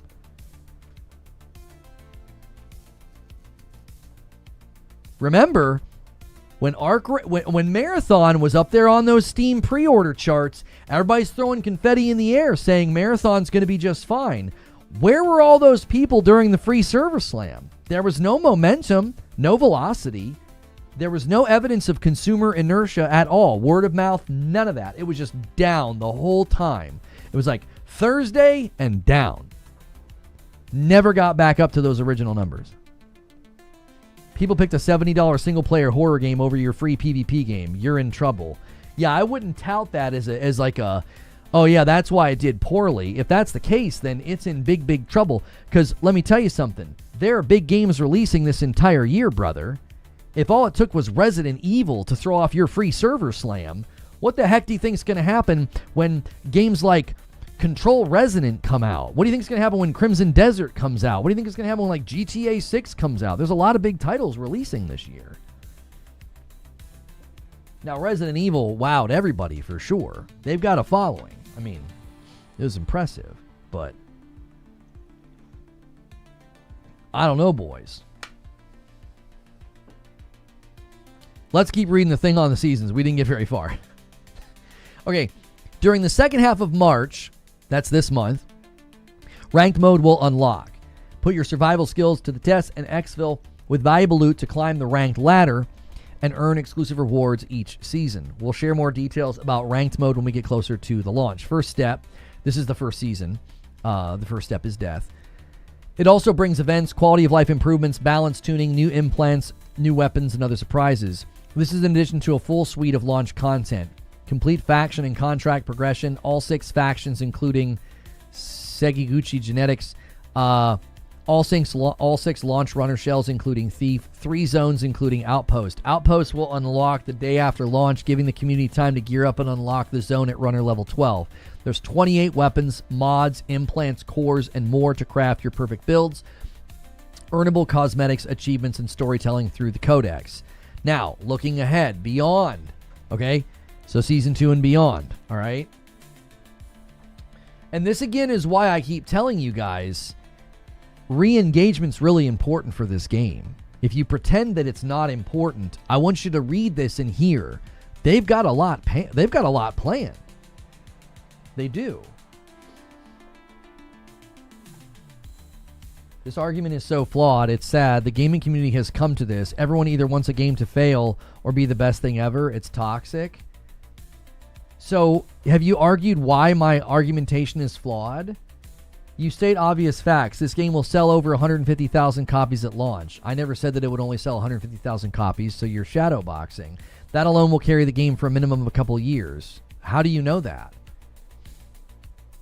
How do you know that? So, in order for a game like this to continue going, you have to have people continually pumping money and engagement into the game. Even if it gets a couple million in sales the first week, that doesn't mean that the game automatically can go for years. What you're saying is ridiculous. You can sell a bunch of copies of a game if nobody's coming back, if nobody's re-engaging, if nobody's buying battle passes, season passes, cosmetics, and the like. It doesn't matter how many people bought it at launch. It doesn't. Lona, were those the ideas you had for seasonal power? I feel like that's kind of the path they're going down. Wipe the season, introduce different build varieties and power mods. I mean, I don't think I ever wanted them to wipe your loot every season in Destiny. Yeah.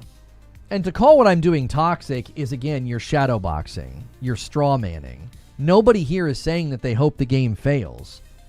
I will say this until I'm out of breath, and folks won't listen, and they'll hear what they want to hear. I've said I think it'll be commercially successful. It's a Bungie title. I think it'll sell a good amount of copies. I do. I don't think it's going to flop. It's not going to be like Concord. It's the engagement long term that I think is where it's going to fall flat. I think it's going to just lose people very, very quickly. I don't think it's going to maintain enough folks. And you're like, you people just want the game to flop. It's so toxic. I would say not listening to the feedback and the criticism and basically touting everything that's like not praise. I think that's toxic. I think toxic positivity is way worse than the people that are just being haters out there. I really do. I think the positivity around this game and the way that people act like it's just completely immune from criticism or concern, I think that's far more toxic than me being like, yeah, I don't know, dude. This game looks like it doesn't have what it takes to go the distance. It looks like it's gonna really have a hard time keeping players. It seems like it has a bit of a personality disorder. It's got aspirational content at the top of a tree of grind that a player like me doesn't want to do, and it's the kind of content that I like. $2 super chat. One YouTuber said it best: marathon's an IQ test. If you guys are just getting in, consider hitting the like button. All right, hit subscribe, and we are working on a pretty big goal over here. All right, I do a Saturday stream when this gets to 500. We're gonna have to come up with some pretty creative stretch goals this week. Madam will not be with me this week, so we can pour on the pain. We can do like a fun gameplay segment on Saturday instead. Whatever you guys want to come up with. Maybe just like a community game night and we play some Marathon, right? Maybe something like that. We'll see. Because I know there's a bunch of you here that like it. There's a bunch of people that were playing in the Discord over the weekend. You'll start to see the impact of your presence in Tau Ceti in Season 2 Nightfall. They're calling the second season Nightfall. I think they need to invest in a thesaurus. Your activities on the Lost Colony have not gone unnoticed. The UESC are stepping up their security measures and responding in force to your criminal activities. Each season of Marathon will have a different theme and a unique combination of new features, content, and stories that continue to evolve the world and gameplay. We'll also be tuning all of your loot and progression systems, creating space for new metas and ways for play to emerge. This is something that you guys need to remember. Bungie are fans of seasons of dominance, so whatever's awesome this season will likely not be awesome next season. That's just kind of how they roll. Seasonal updates will include a unique set of new content, which are things you do explore and collect in Tau Ceti. This can include any combination of weapons, mods, cores, implants, backpacks, runner shells, zones, PvE combatants, faction upgrades, contracts, and new ways to play existing zones. I will say the PvE combatants is one of the areas of the game that I feel like is the weakest. I'm really interested to see like what kind of enemy diversity and variety is in the cryo ship, That is one area right now. I think people are like, all the ads seem the same. How come Hilly doesn't come on and play anymore? It doesn't fit into his schedule. He has to. He's in a different time zone than me. So if he stays up until like midnight or 11 o'clock my time, it's like 2 or 3 in the morning for him. And he has like church the next day. The Tara Benz with the $2 super chat. Look up trailer to Dust 14. It was PS3's Marathon. I'm good. For example, Nightfall will bring a nighttime version of Dire Marsh where you'll fight and survive with the lights out. UASC reinforcements flood in, and the whatever that is, and the something. And then Season 2 will also bring our next runner shell along with new weapons, mods, cores, contracts, and more. We're also working on brand new systems that will change the way that you play, plan, and progress throughout a season. For example, Nightfall will introduce the Cradle, a new system designed to have you give you more autonomy over your runner shell's statistical strengths and weaknesses. As we build upon each season, Marathon will continue to grow and evolve. The game and world today and a year from now should feel meaningfully different as we add new features and go on the journey of discovering what happened to the colonists of Tau Ceti and what happens when you dig up the secrets that are better left buried. The start of a journey together. Finally, we want to thank you, everyone. Okay, that's just fluff. Okay, so there you go.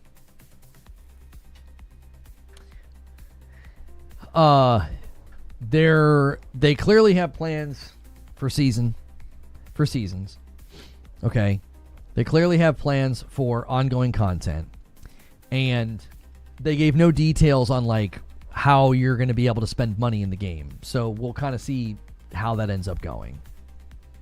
We'll see. If you guys haven't hit the like button yet on YouTube, do me a favor and quickly do that. We're only about an hour and a half into the show. Try to get us to 300 likes. Marathon scratches the itch that Dust 514 used to scratch. High stakes, immortal clones, sci-fi guns. It was ahead of its time. If they take the feedback, this game has potential. So I keep coming back to I watched a lot of videos on it and watched a lot of feedback. I keep coming back to like it just feels like the core of the game is very much ripped from like the PvE, the schema, the spine, the scaffolding. The PvE scaffolding of Destiny is just there, which, as somebody who spent 5 years primarily covering and playing the PvE of Destiny, I feel the pull. I'm like, oh, I could totally see how somebody could grind this, how somebody could enjoy this. But what I end up feeling is, like it just has this conflicted identity to where I don't feel like I'm going to be able to get into a lane with it. Like, I was able to grind Ark Raiders for like 30-something hours, and I had a good time. Now, obviously, I put it down. I'm also at a stage of life where I'm not looking for like a part-time job game anymore. But I have full confidence if I suddenly got like a hankering, like I could grind Ark Raiders. I could grind Ark Raiders with my wife. Her and I played rather successfully on stream a couple of times for you guys. And we could go in and just play very peaceful, very PvE oriented. You know what I mean? Like, but I'm not in that space. But like, I know for a fact if I wanted to grind Ark Raiders that I could. I know what waits for me in a game like Marathon. And I'm like, the faction grind was cool. I was kind of vibing with it. I don't like going in and getting shot in the back. The one time I went in and killed like the 15 bots for the one quest, I was so thrilled to not only have a quest done, I had a bunch of loot. I'm like, oh, sweet. I'm going to go out here. I'm going to sell some of this loot. Maybe have something that I can come back with, like maybe a better gun, what have you. I go to extract. I'm looking around. I'm being aware. And I get shot in the back by an assassin. I go to leave, and like he shoots me in the back. And it's just like, with the time to kill where it is, I mean, there was almost nothing I could do. It was like, I looked, I peeked, and then I ran to the spot, and it's just like, go bam, bam, bam, bam, and shot in the back, and then I'm dead. And I lost all that cool stuff. And it's like, my time's really limited. I'm not gonna give my time to a game where that can happen. I'm not. It's like, it just exists on a binary, you know? It's like you go in and you get all this cool stuff and then you can get killed and then you don't get any of it. And it's like, yeah, I'm not going to do that with my time. I'm not. There's too many games coming out this year. I've got too many games in my backlog to expose myself to that kind of gameplay. I just don't have any desire to do that.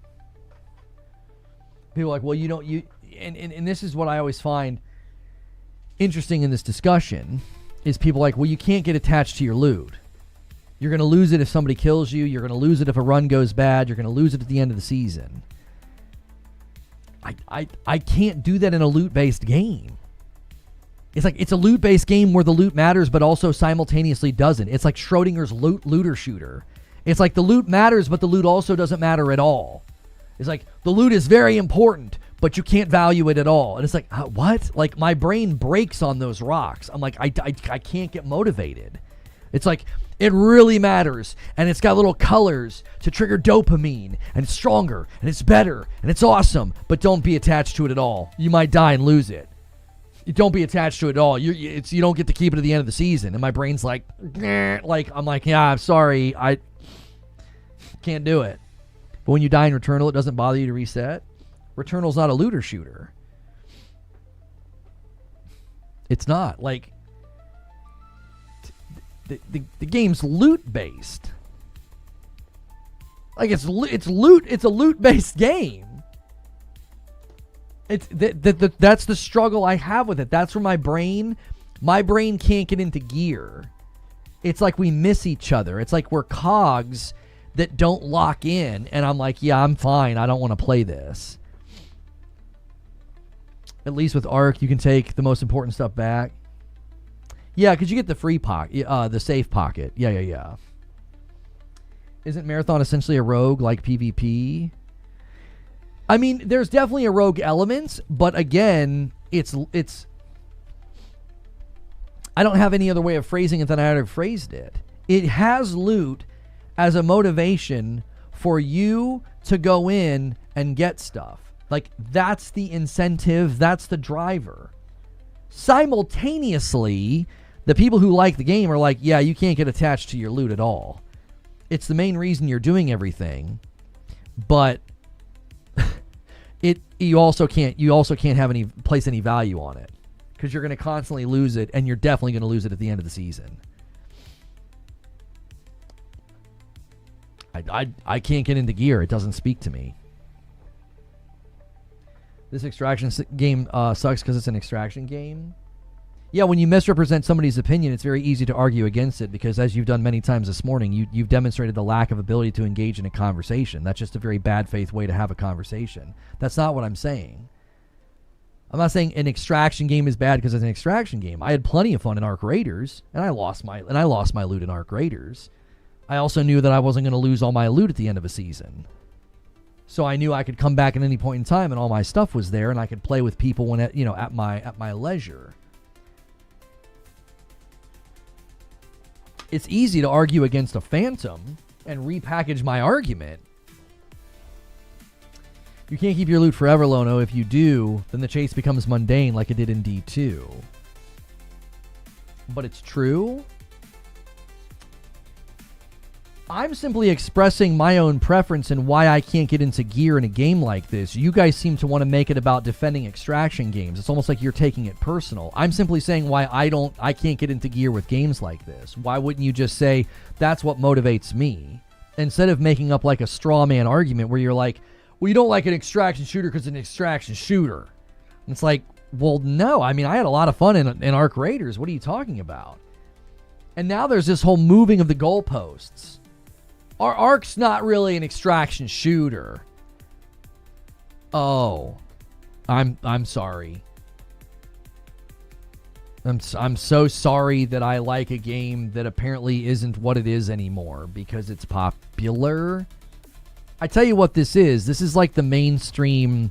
Like a band goes mainstream and you don't like them anymore. It's like if Ark Raiders was super sweaty punishing and people were losing their loot all of the time, you'd be loving it because it'd be like your own little cult club. But the fact that it's mega popular and people are having fun and like casual dad gamers like myself can go in and have fun, you almost bristle at that. You're like, yeah, it's not really an extraction shooter. I'm so sorry that popularity and game flow change what a game's essence is. I didn't realize that actually fundamentally changed the game because people are enjoying it and playing.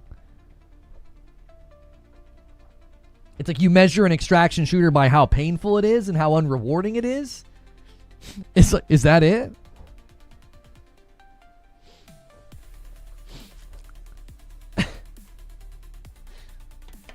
I've said this before. I don't think I've ever seen a game get popular by people on a regular basis sort of berating and taking shots at the people that are like, yeah, I don't really like it, and here's why I don't like it. All the basic gear is as good as endgame. Where's the progression? Platitudinous and false. Do you have anything worthwhile to say? That's not true at all. That's so platitudinous and not true. So you think all of the basic gear in Ark Raiders is as good as the endgame gear? Really? That's interesting. You're really swinging hard today. Like, you can't be serious.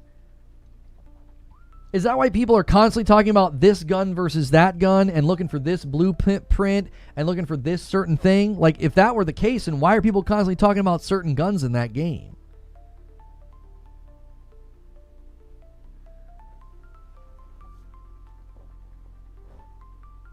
Some of it is, to be fair. Oh, I'm not going to sit here and argue that Ark Raiders is perfectly balanced. I've seen plenty of people say that there's high-level gear in that game that's not worth it, and there's low-level gear that feels too strong. Like, they dialed back some of the strength of some of the weapons that you can get in a free kit because it felt like people on a free kit should be a little bit weaker than those going in with the kit. So they are certainly tweaking it and balancing it. But to be like, oh, all the basic stuff's as good as the high-level stuff, that's ridiculous. That simply isn't true. There's plenty of guns in that game that people pine after that aren't basic starter guns.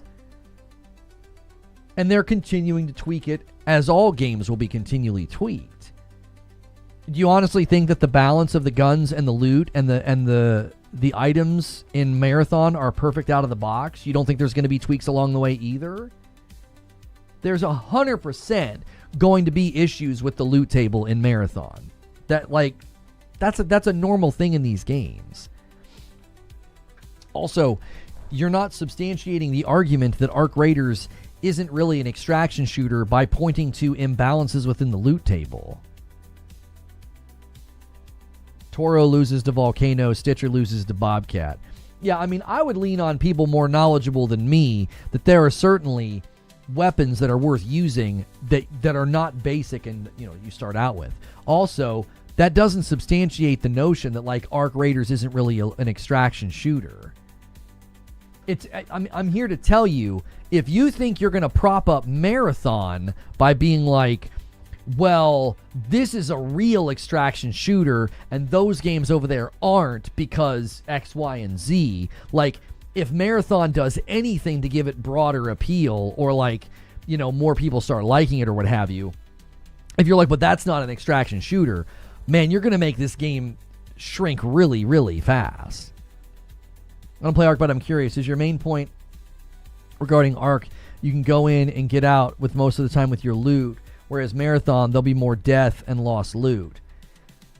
I feel like it's more juxtaposed in Marathon because Marathon feels more like a looter shooter meets extraction. Ark Raiders doesn't feel like a looter shooter at all. It's a loot-based game. You're going in, you're trying to get loot, you're trying to get out. Marathon's got so much of that looter shooter identity. There's so much destiny present. And for the game to be all about, like, the looter shooter vibe, and yet I'm constantly told by people that are enjoying the game, you can't value your loot, you're going to lose it regularly, and you can't value your loot, you're going to lose it at the end of a season. I'm saying, as somebody who's motivated by loot, my brain breaks on that. I'm like, I don't want to do that. That doesn't sound like something that I want to do. Now, you may be different than me. Your preference may be, that sounds awesome. Loot's always relevant. Loot's always meaningful. Loot always matters because you always can get more. You're always chasing. And then when the new season starts, it's a fresh slate. We're just different types of players. Like if that motivates you, I mean, go have a ball. I'm telling you, it feels very split personality, very multiple personalities. It's like the game is wearing too many hats, and it's going to make people not play. That's the issue. If this game has a core audience, then more power to you. That core audience better be very big, very loyal. It better be very big and very loyal, because I'm just seeing a bunch of things that's going to turn away a lot of people. You were on board with sunsetting in D2. How does the same concept not register in Marathon? I was on board with sunsetting in D2 after like 8 years of people using all the same guns. I wasn't on board with sunsetting every 3 months. When they initially outlined the scope of sunsetting, the way that sunsetting was supposed to work in Destiny is your oldest gear would stop being levelable so that the newest gear could start to replace some things in your loadout. So it would be like a conveyor belt of loot, right? The things that I just grinded for last season are still relevant because they're new.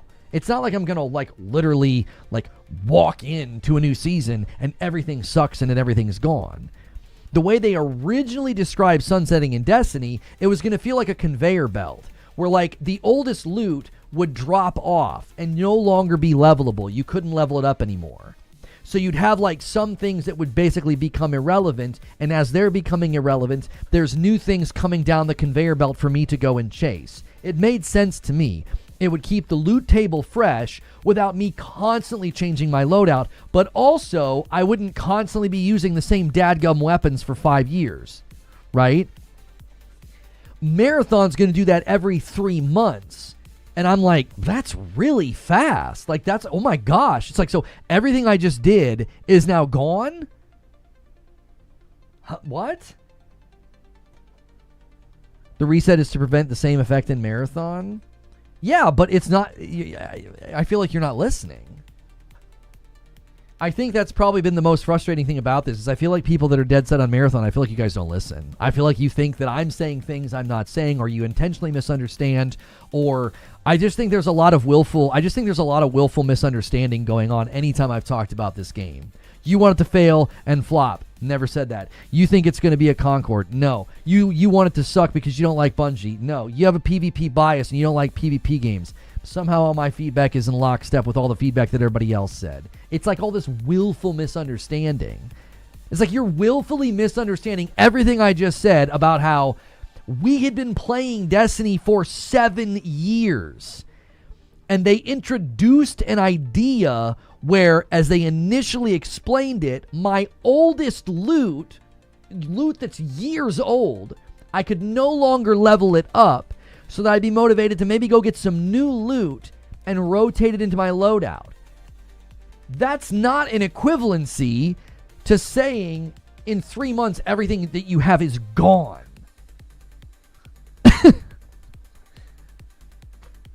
Imagine grinding for raid loot and then you lose it in a trials match. I don't know if I agree with you the whole time until recently. What don't you agree with what I'm saying? What have I said that you don't agree with?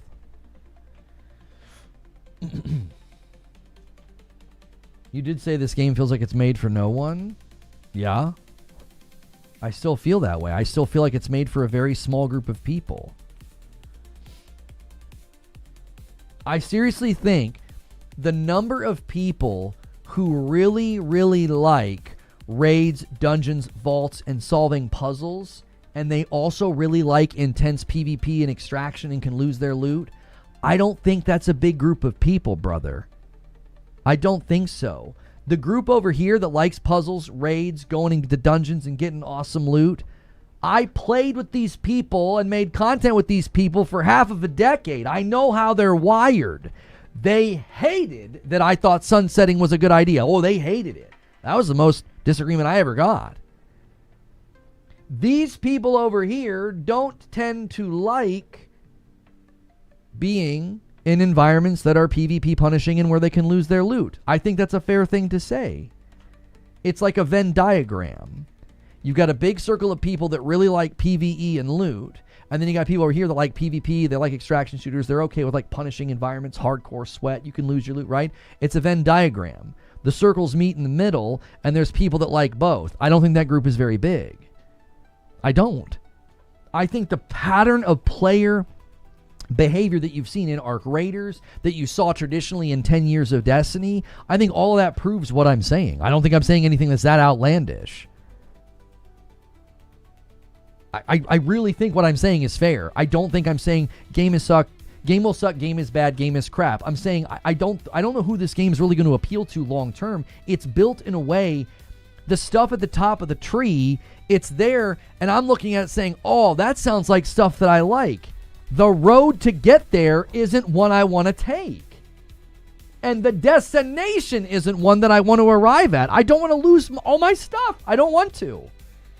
That's just how I'm wired. And I'm telling you, the carrot that they're dangling atop of the tree, a dungeon, raid-like, vault-like, puzzle, place, hardcore, like PvE environment, that speaks to me.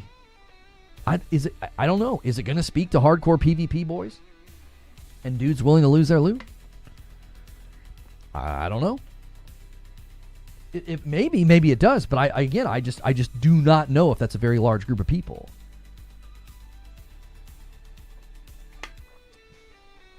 I like both. I'm not saying there's nobody that likes both. I'm saying the number of people that like both is smaller.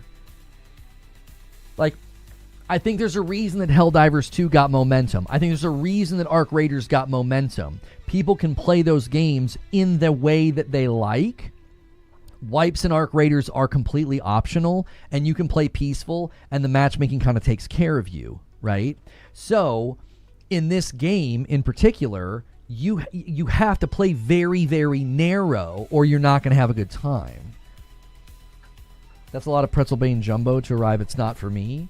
If you're having a hard time keeping up with my argumentation, that's a you problem. I think I've become very clear in how I'm setting this up. That's your own problem if you don't understand what I'm saying. You can go back and rewind and put it on slow if you need to. You can slow down how fast I'm talking if it's too hard for you to keep up. I changed my opinion on the game over the last couple of months as I saw more and more. I feel like it's got what it takes to do well. The Slam did better than people are claiming, to be honest. What evidence do you feel like the Slam did better than people are claiming?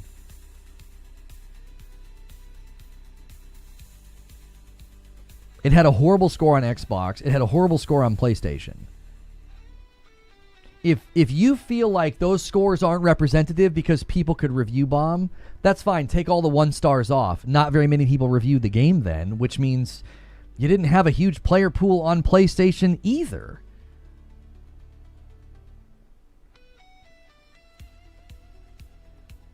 You didn't, like, okay, 15,000 people reviewed the game on PlayStation, okay? 15,000. 40% of those were 1 star. Okay? So just take 15, multiply it by 0.4, and subtract 6. Okay? So subtract 6,000 from that 15,000. Just take all the 1 stars off the table. Go ahead, do it. I don't care. Go ahead. Okay? You've taken them off the table now. Only people who gave it a 5-star, a 5, a 4, a 3, or a 2. Okay? You're just speaking in circles? No, I'm not. You're failing to engage with the argument, which is your own lack of ability to argue. I'm not talking in circles. I'm being very clear. The only person in chat who's saying that is you. Again, it sounds like a you problem. Your own comprehension and ability to keep up is, I don't know. That's your own fault. So you got 15,000 reviews. Take 6 away. Take 6,000 away. All of the 1-star reviews, just take them away. Who cares about them? That means it only got 9,000 ratings. That's not indicative of a very popular server slam. That doesn't, like, a lot of people didn't play. We've seen games do really well commercially in their launch week. Like, let's go to games that launched recently that we know have done incredibly well. Like Resident Evil Requiem.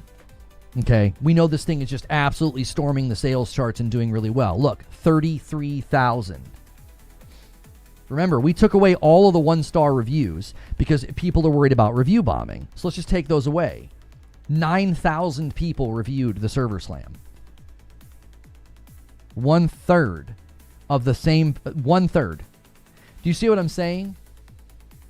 That's almost identical to the mathematical ratio that we saw on Steam. Roughly 1/3 of the concurrent players on Steam for Server Slam to the number of people playing Resident Evil. So we know Resident Evil came out. We know Resident Evil is insanely commercially successful, and it sold a bunch of copies. The player numbers were absurd. And roughly, it had 3 times as many people playing on Steam. The exact same math on PlayStation according to reviews. It's like, so if you think people were just review bombing, so be it. Just take all the 1 stars off. I don't care about the 1 stars. I care about the number of reviews. It's indicative of, did a ton of people play? Did they have inertia? Did they have velocity? Did they have momentum within the market? These are all things that you need for a successful live service game according to Bungie themselves. Bungie has said everything I'm saying right now about velocity. I see what you mean with the time difference of Marathon resets to sunsetting in Destiny. I guess to me, it seems like Bungie is actively thinking about these things and being proactive. Oh, I see what you're saying, Zinthos. You're saying that Bungie doesn't want to run into the same problem they ran into in Destiny, so they're being a little bit more aggressive with wipes. I totally get what you're saying. I do. I get what you're saying. Is Marathon going to fail or not? I think one of the reasons that some of you guys feel like I'm not being clear is I don't speak in a binary. Thank you for the 100 bits, Wired Rope. A lot of people talk in like a false binary or a false dichotomy. What this is it's either a fail or a roaring success. I think the truth is somewhere in between. It's more nuanced than that. I don't think the game's going to fail and flop and fall flat on its face. I also don't think it's going to be a roaring success. It's going to be somewhere in the middle. And again, the true test is, can it get out of that launch month? Can 6 months from now, can we say they've got a healthy player base? They're still making good money and they're still getting good engagement. That is the true test of a live service game. Remember, we had this conversation about X-Defiant. And people kept telling me, they're like, Lono, look at the numbers. Look at how many people were playing. And I'm like, yeah, okay. Talk to me in 6 months. New car smell's going to fade. It always does. Talk to me in 6 months. And X-Defiant closed down. They couldn't keep the player base. They couldn't keep people engaged. And it was hailed as this triumph at the beginning. So it's Diablo 4. I don't know where Diablo 4 is player-wise or commercially. I do know that Diablo 4 would have done significantly better if it had gone into early access, because a lot of their early game missteps they could have fixed by just letting people play and test it. I think early access is a key component in games like this being successful. Seriously. If they would have let people play Marathon, not last year when it was like an alpha, if they would have let the public, I'm not talking about private testing, I think more and more games should let people test the game.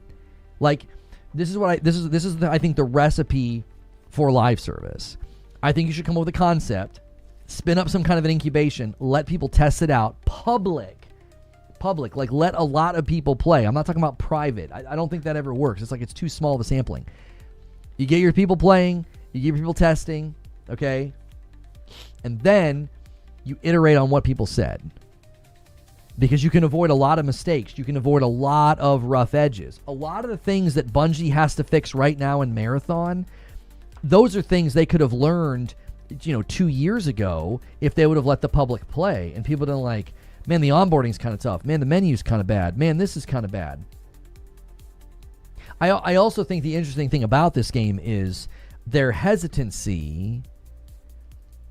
It's like their hesitancy to do, their hesitancy to do prox chat, right? Their hesitancy to do solo queue. Let's just take those two things. They were extremely hesitant to do a solo queue as well as prox chat. They initially weren't going to do those things.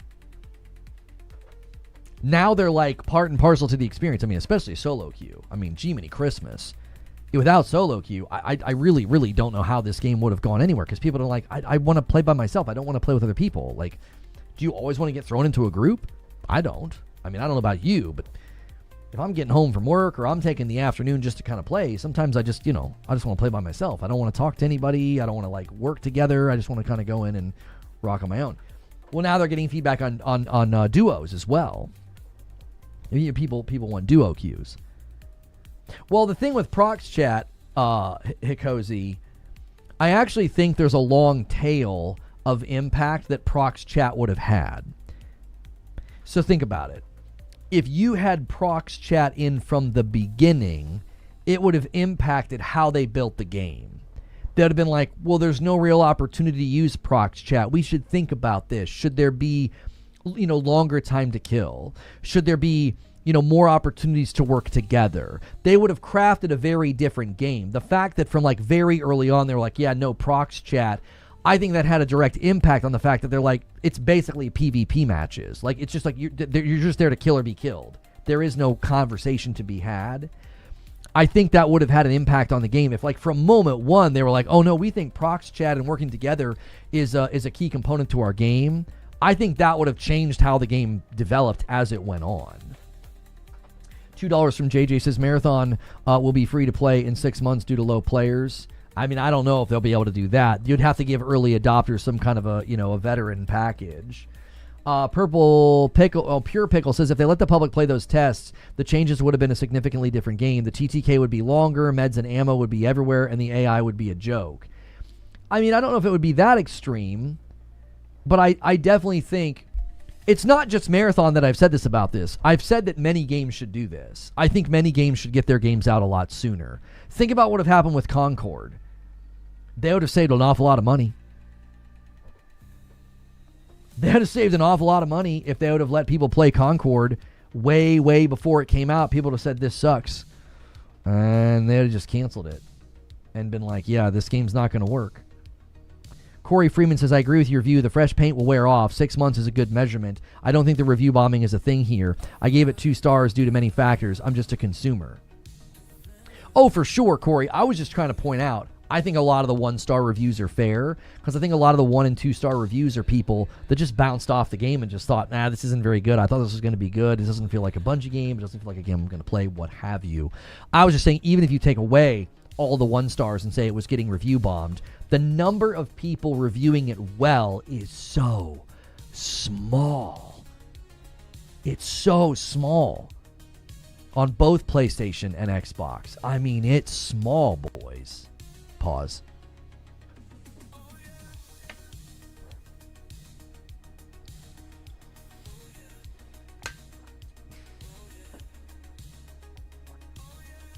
It's objectively a better choice to have your game be friendly.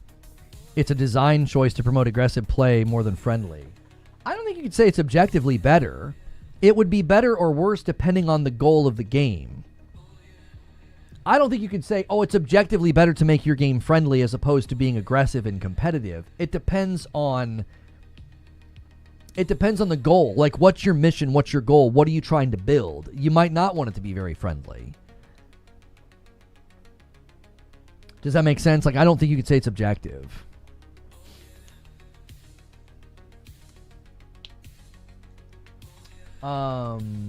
Constantly telling us that the game isn't for him. We tell him the game just isn't for you. Proceeds to get mad at us.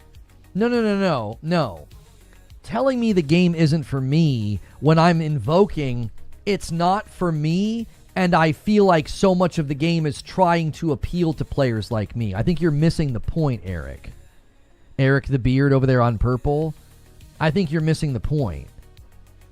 It strikes you as funny because you're fundamentally misunderstanding.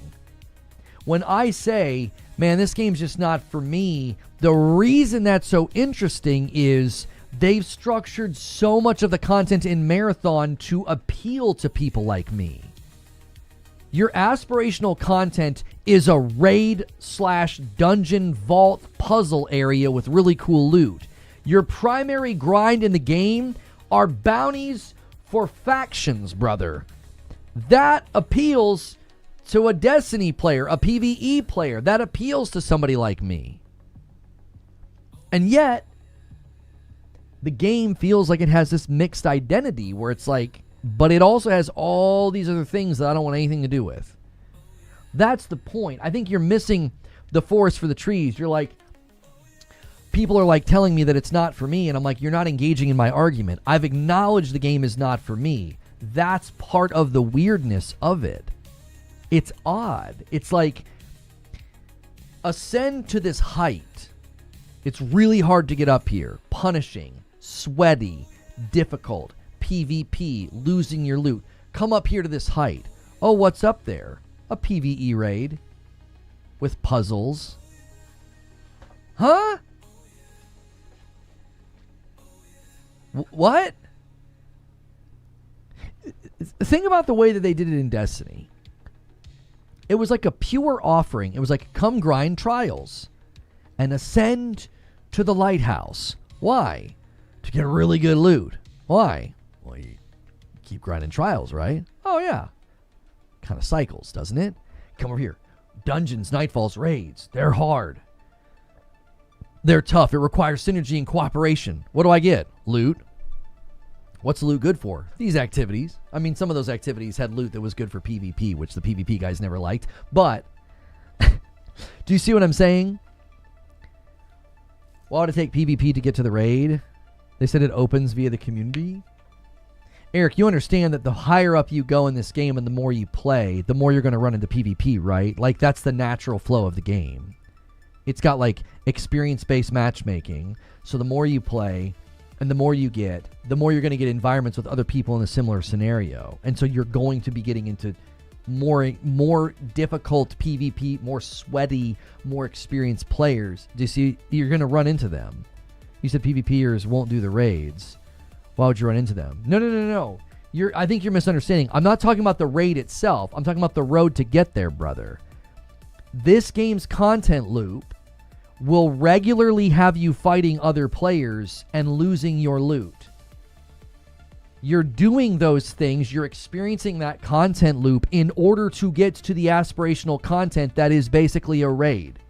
Do you understand? Like, the road to get to the raid has a lot of thorns and thistles on it for a player like me. The Cryo Vault require you to go around doing harder PvE events like POI and lockdowns to get keys for the vaults, which then you'll have to fight players in the final map. Do you understand now, Eric? Like, the content loop to get into aspirational PvE environments, that content loop is fraught with thorns and thistles for someone like me. Like, I don't want to do any of that. I'm telling you, that's going to be interesting to see how players respond. Players that like that, they like to go into a more sweaty environment, a more punishing environment. They're willing to lose their loot. They're coming from Tarkov or whatever. Are they the type of player that's going to be motivated to like go into a puzzle dungeon vault raid-like environment? Do you see why I say it's almost like it has a personality disorder? It'll probably evolve the way Ark did, where PvE seems to be running the show. Now you and I are on the same page. So much of the game feels PvE. It feels like a PvE game, brother. I'm not asking for a PvE game. I'm not. I swear to you, I'm not. It feels like a PvE game that has like a tick. It's like, yeah, we're a PvE game. PvP. It's like, wait, you just said PvP. No. It's a PvE game. There's bots. There's factions. There's raids. Come on in. PvP. It's like, wait. Extraction. Wait. Lose your loot. And you're like, hang on a minute. Is this a PvE game or not? It's like you have multiple personalities. Do you see? Like, that's what I'm driving at. I think people are like, you're just saying the game's not for you. I'm like, no, it's so much more complicated than that. It's so much more nuanced than that. He wants a PvE game? Not really. I'm happily playing single-player games, looking forward to Saros and Control Resonant, and I've got a great backlog. I'm playing Pal World with Madam. I don't need this game to be a PvE game. If that's your take and that's your read on what I'm saying, you're willfully misunderstanding what I'm saying. I'm 100% not saying, man, I wish this was a PvE game. I'm saying this was clearly ripped from a PvE environment, and it's got elements in it that I'm telling you long term, you're just not going to have a player pool that locks into this for very long. It's going to be off-putting to the people that it's supposed to appeal to. That's been my position for a while. It's like, Who's this for? Are you barely figuring out what an extraction shooter is? No. No, I think extraction shooters have been around for a while. This game certainly has elements of extraction in it. It also has significant elements of Destiny in it, which makes for a very strange offering. If you don't think that the faction grind with the bounties and this cryo environment are not super, super Destiny-esque, shoving those into an extraction shooter, I think, just feels like an interesting choice. It does. It feels like a very interesting choice. Rank is coming, and sweats will end up in rank. My experience with sweaty players is they won't like to go into ranked because they'll play other people at their level, and they don't like that. They'll always go down into non-ranked and beat up on folks. That's typically what sweats do in my experience. They get kind of bored, and they just go down and whoop up on players in the non-rank. I wonder how enticing this game would have been as a PvE-only extraction shooter.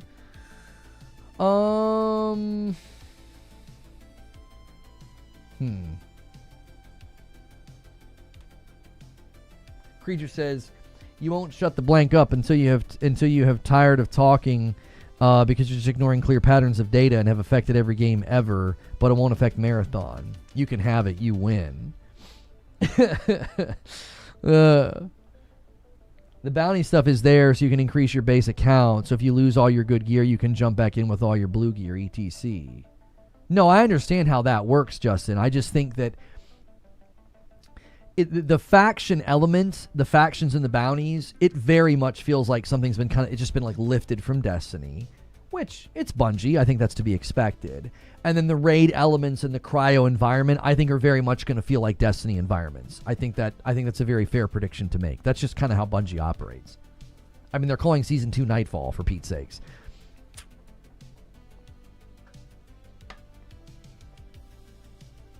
Red Rider says, "It's not complaining, but it seems to happen a lot in PvP circles." I'm not sure what you mean, what you're talking to, Red Rider.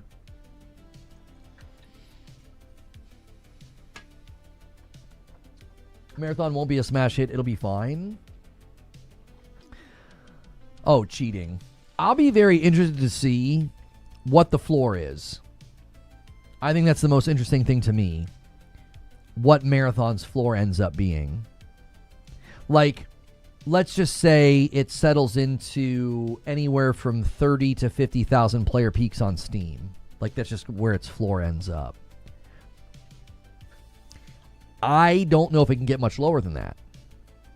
I'm not the expert. I don't know what they need. I don't know what their operational budget is, but I think if you fall below player peaks of about 30 to 50,000 on Steam, Steam's usually a barometer of interest to a degree. That'll usually be somewhat echoed on console as well. Not exactly, but 30 to 50,000 player peaks. That if it falls below that, I would think that's too low for them. I would think that's just too low. It's a big company. Their operational costs are pretty high.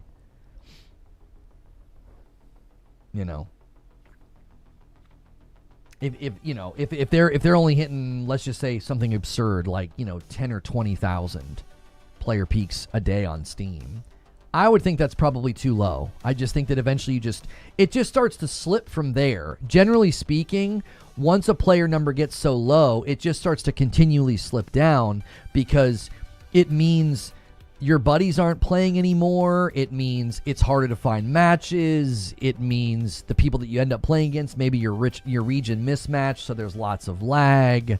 Do you know what I'm saying? Like,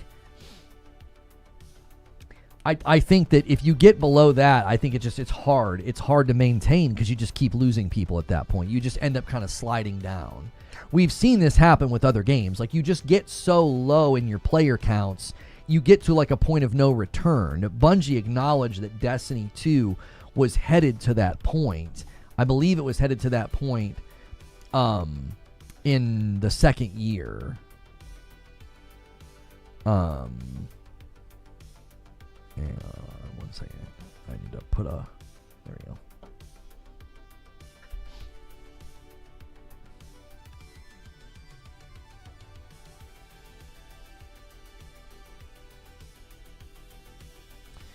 Bungie's Marathon secured a number 2 spot for new wish listers this next fest, adding 213,000 new wish lists and bringing its total to about 1.2 million. A high 29.8% of those wish listers played the server slam, the second highest ratio in our top 5. Where are you pulling that from, Paul? Didn't we just look at the wish list yesterday and it wasn't very high? Did it literally just overnight quadruple from where it was?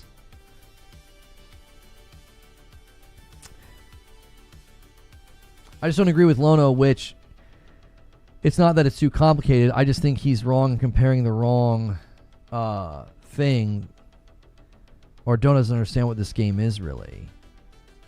I don't think this game understands what it is.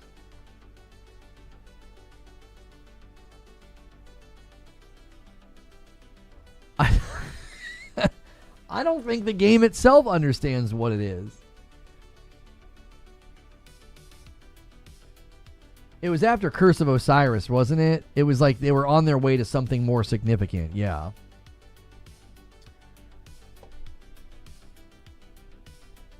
Here's the top Steam Next Fest games by new wish list according... No, these are estimates, Paul. This group here that does the estimates, they've done this a lot recently. I don't know how reliable these guys are. We had them do an estimate recently. I swear it ended up being super inaccurate. I swear I remember us coming back because you're telling me they're estimating it. They've got 214,000 wish lists for Marathon. Didn't you just pull it up yesterday, Paul, and it wasn't that high? Wasn't the estimate around like 80,000 or something? They've got it at 214,000.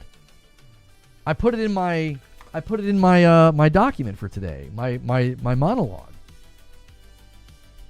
Oh, that's followers, not wish list. That's different. That's a different number. Okay. Yeah, I don't know. I don't think that the game, and I've said this since we first got into this year, and people kept coming to me, and they're like, Lono, the vibe is turning on this game. You know, people are being more positive about it, okay? And I was like, okay. And so I watched some of the gameplay, and I listened to some of the feedback, and I was like, you know what? You guys are right. The vibe is changing. I don't think there's enough public interest, but the people that are interested do seem to be more positive about it. And I said, I bet the game ends up being commercially successful in its launch week. It'll sell a good amount of copies. It'll have decent player numbers. I think long term, though, 6 months in, I think those player numbers are going to drop quite a bit.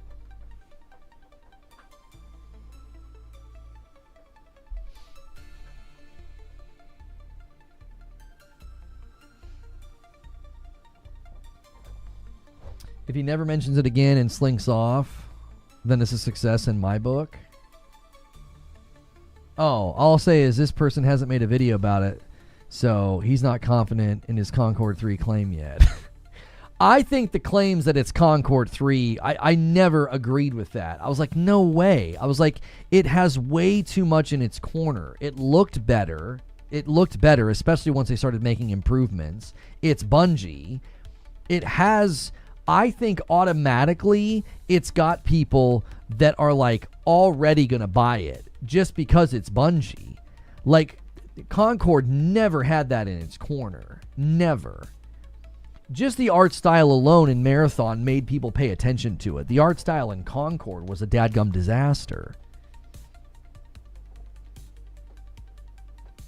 Because it's Concord 4. Yeah, listen. I've been very critical, skeptical, and doubtful about this game's success, but I think saying that it's another Concord is just absurd. I think that's such an exaggeration. I've never agreed with that. Last year, it was in such a bad state when they showed it in its alpha.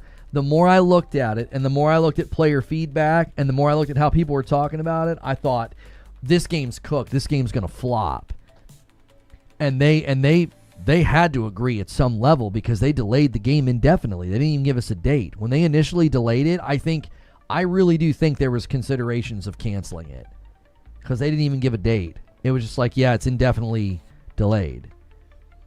And then it came out, and it clearly looked better. It clearly had been improved. And I was like, okay, they've got something that is no longer going to drag its carcass across the finish line. The other thing I'm curious about, and this is just from the IGN coverage from all that time ago, was when they said there was concerns and fear at Bungie that the leadership was going to leave in droves after they shipped this. I wonder if that ends up coming true. Like, does this thing get its foot out the door?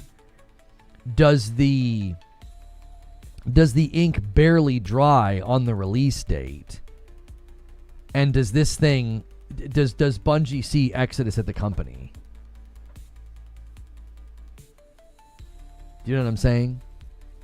Highguard has 400 concurrent players, aka the devs.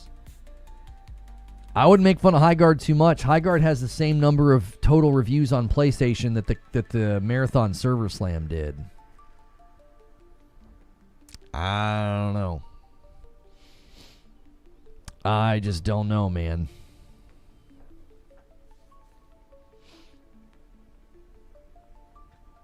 There's a few of my Destiny buddies, who were ready to laugh at Marathon this weekend and that actually enjoyed it a lot.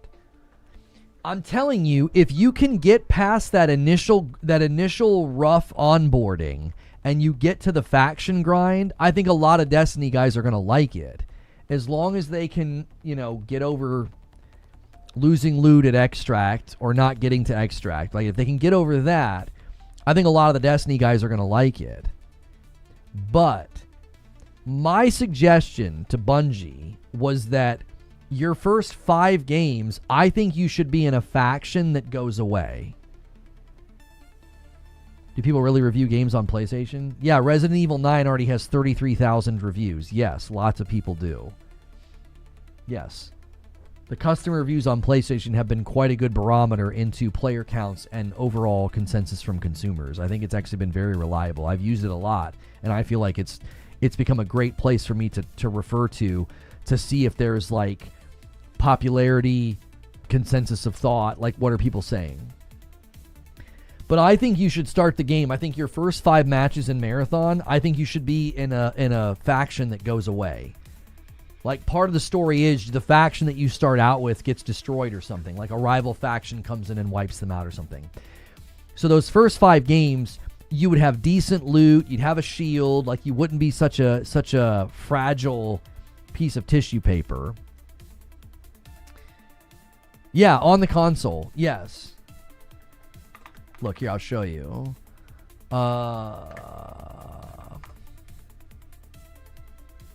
So like Resident Evil 9, this is the PlayStation Store. It has 33,000 ratings and a 4.92. And you can click on it and you can see the percentage breakdown. And now they're even letting you on PlayStation like write reviews. Right? So I think there is a measure of barometer there. Like, this has 33,000 reviews, and the Server Slam for Marathon got 15,000, roughly half. And 40% of the reviews of the Server Slam on PlayStation were bad. They were like the lowest rating you could give it. Now people are like, oh, it's getting review bombed. Okay, you can take all those reviews off, and then the number of reviews gets pretty low, like 9,000 reviews. That's not very many reviews. Like, if you only count the number of people that gave the Server Slam like the highest score possible out of the 15,000, it's like 6,000 people. It's a fraction of the people who bought Requiem. Like a fraction. So again, I'm not saying, oh, it flopped, it sucked. I'm saying, yeah, that's not strong. That's just not strong for a live service game. I agree with Lono, the onboarding's a little rough, but the free kits are being limited to 1 a day per faction on release. Don't agree with that decision. They want rook runs instead of free kits. Yeah, that's gonna make more people quit. That's a terrible decision. If I'm understanding what you're saying properly, what I was doing wouldn't be possible. I played super casual. Do you want to know what I did? I just kept running free kits as an assassin. I would just run a free kit, grab the assassin, I would do a quest, and I'd get a bunch of loot. I just kept doing that over and over again. And I died a handful of times because I got killed. I'd go to extract and somebody would shoot me in the back. So I don't know. That's an interesting choice. If you're going to force me to run Rook, then that means I can't work on quests. You can't do quests when you're running as Rook, which is why I just started running as the Assassin. I don't think it's a coincidence that Assassin was the most popular runner for the server slam. I think everybody started doing what I was doing.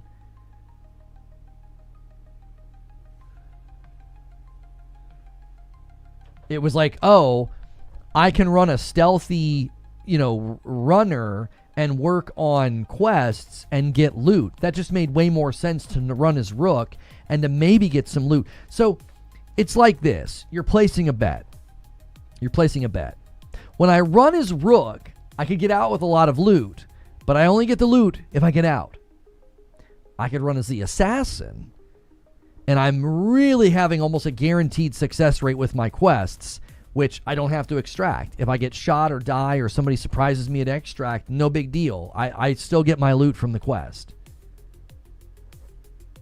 Do you see what I'm saying? It's like, to me, it's like, I don't know, man. That was like a really easy decision. It was like, yeah, I'll just run Assassin. I'll run quests. That's guaranteed loot. And when I ran Rook, if I died, I got nothing. I got nothing to show for it. So I just ran the more surefire bet, which it sounds like a lot of other players are maybe doing the same thing I was doing, since the Assassin was the most popular shell. Rook is there when you're down on your luck. But again, I could see Rook being more appealing maybe when you've kind of tapped out on quests and you're like, yeah, there's not really any quests to do. But when you have all those quests to run, some of the quests are so easy. I would never run Rook when I have an available quest to work on. I would never run Rook. It wouldn't make any sense. Some of those quests you do need to exfil. It's easier to exfil as an Assassin, because you can go invis and put smoke on the exfil. That makes it makes it way easier to exfil. I don't know. That's if they limit how many times you can run free kit. Listen, you don't have a safe pocket, and you start limiting how often I can run a free kit. I'm here to tell you, man, they're actively making this game difficult for people. I'm telling you, it's like they're trying to make it unwelcoming and hard to enjoy. It's like they're actively working against it. I don't know what to tell you. If they limit that, the way that I played, like when I told people that I was playing very casually, if you remove that inroad as well,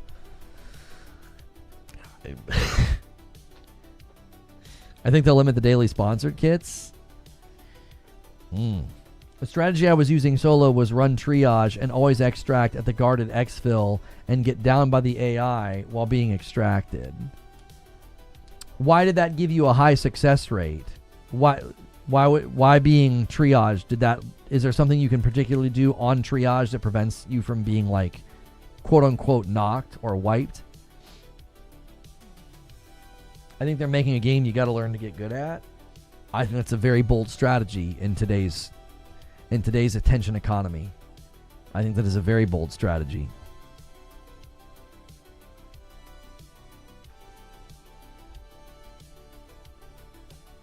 I remember when people really complained about the free kits in Ark Raiders, and it was all the hardcore guys. And all they've done to the free kits in Ark Raiders is they've made the guns that can show up in them not quite as strong, which I think was a fair decision. You can still extract when you're down, and triage can self-res. Does it really matter, though, if a player shows up and kills you really quickly? I mean, I don't know how much that matters.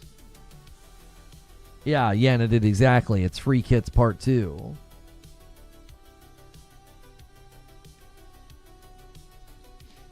There are quests that are very difficult to complete on your own.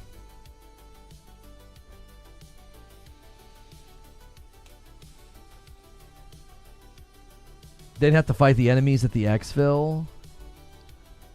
Oh. So you don't kill the enemies at exfil. Let me get this straight.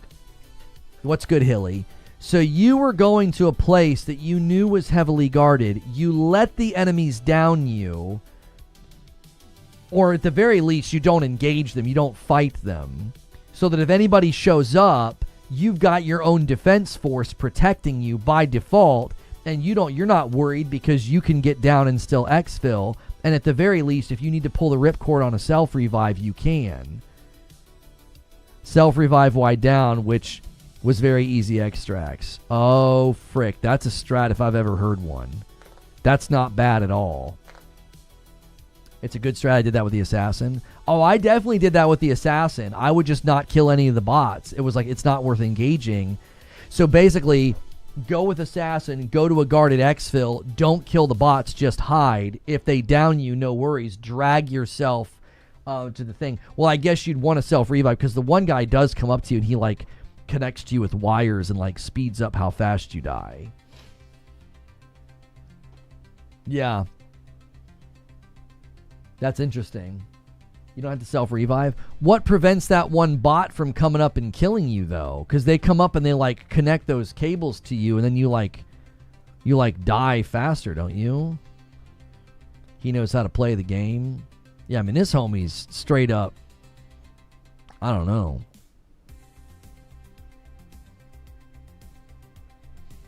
This guy's got 900 IQ. The OP of healers.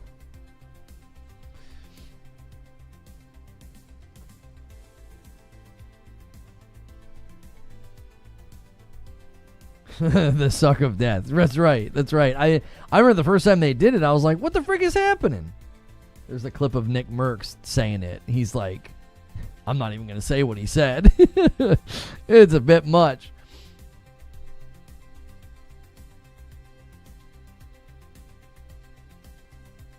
I accidentally extracted without my brother the other day and a 10 bomb comes in from Broken Earth. Boom. 25 to 31 in the face-off. Thank you so much for doing that. I greatly appreciate it. Thank you for gifting those, Broken Earth.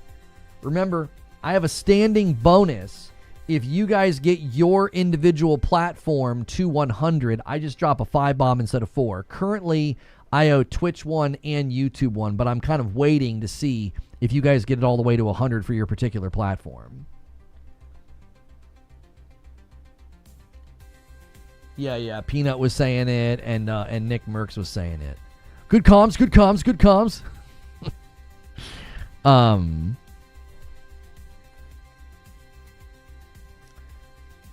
If Ark Raiders had a faction system like Marathon, it would low-key be perfect. Add more weapons too.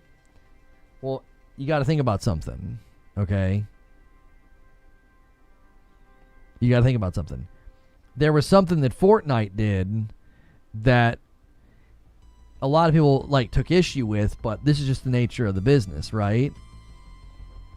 Part of the nature of the business is when you're that big and you're that popular, you can 100% just like straight up steal from other people.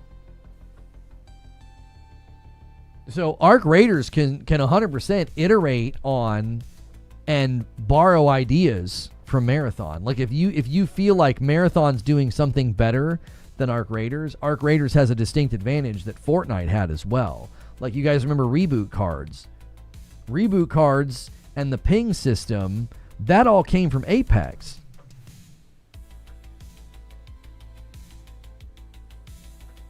Which chat is more pro Marathon, YouTube or Twitch? I don't think either has been that particularly pro at all. It's like this is the poll that I did on my YouTube channel. Almost 2,000 votes. 72%, so it's skewing no. So the audience here that I do have a history with Destiny, so I think Destiny players have a propensity to not like it. Now some of that's because they're angry that they made this instead of Destiny 3 or Destiny 2 content. So some of it's not necessarily based about the game itself. But I also think that they're coming into it with the a lot of preconceived notions about like what makes a good game because they're coming from Destiny, and then the game rubs them the wrong way in a lot of ways. Wired Rope says, F Marathon, me and my homies hate it. Bungie can't say anything about people stealing. Yeah. I've seen other polls where it's 90% positive. Yeah, it all depends on where you go. Like, if you go to someone's channel who's, like, really, really big on the game and their audience is really excited, then the poll's going to skew positive. I think largely what I'm going to be watching are the player numbers over the weekend and then the player numbers in the coming months. I think that matters more than anything. Because it's definitely a game where, let's just take one of the major pieces of feedback. They've acknowledged this, by the way, okay? They've acknowledged this, by the way, that the nature of PvP, people feel like there's not enough PvP happening. So they've acknowledged that piece of feedback, and they're going to try to do something about it, all right? Well, that would tell me that you need a good amount of people playing so that you have the opportunity to run into players. You don't want the game to feel vacant and empty where you're only really playing against bots. People were kind of complaining about that. Destiny players had to replace their sodium intake. They're using up all the salt.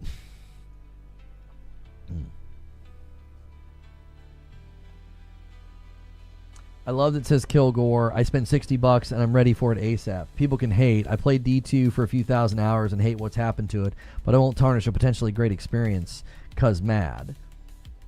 Yeah, I mean, given my history with Bungie, I think I've been more than fair to this game. I think everything I said last year was right on point and accurate. They clearly agreed. They delayed the game. It wasn't ready. It was an MVP. It was basically an alpha.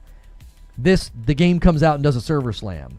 Everything I said on Friday when I played it and over the weekend in our Discord, it's all echoed in the community feedback that Bungie themselves have put in their own blog post. So I'm lockstep with the game and what people think. And so if you think where I'm coming from is some sort of a bias, you'd have to explain why all of my feedback and criticism is somehow synced up with what everybody else is saying as well. You know, I don't think you can explain that away. I don't think you can. I think it's clear that what I'm saying is fair, and I'm not running some kind of a narrative against the game when Bungie themselves are acknowledging feedback that is almost verbatim things that I said day one about the game. I've even thrown out a suggestion about how they could do 5 games of onboarding where you're in a faction and the faction goes away after those 5 games. That I think is a good suggestion. I think that could help the game. I wouldn't do that if I had some kind of an agenda against the game and hated Bungie. They added more teams to the beginner map as they were for onboarding. They said they will monitor going forward. Well, here's another reason that you weren't going to run into a lot of people. A lot of people were dying to the bots. If you have people coming into the game with virtually nothing, no loot, no shields, no nothing, no bullets, well, what do you think is going to happen to those people? They're going to die. Which means you're unlikely to run into them. Right? You're not going to run into players if they're all dying. If they're like, hi, I'm new. And the bots are like, welcome to hell. Boom, boom, boom. And it's like, oh, gosh, I'm back in the lobby. I'm in danger. Of course you're not running into players. The players that start out are given a toothpick and being like, have fun. And they're all dying and ending up back in the lobby. So I really do think my idea with starting you out for 5 games with a throwaway faction would help with a lot. You'd run into more players initially because people wouldn't be dying so fast. People wouldn't be so skittish and hesitant to get into engagements. They'd be oriented to how factions work. They'd be oriented to the importance of loot. You know, welcome to the family, son. Like, you know, I don't know. I think it would fix a lot of those early game problems. It really, really would. Instead of putting people in the game naked, put them in the first 5 games with some faction, you know, make up a name. and have that faction get destroyed after 5 games. Lono's giving out free advice. Lots of lurkers are taking notes. Yeah, we'll see. I don't think so, but we'll see.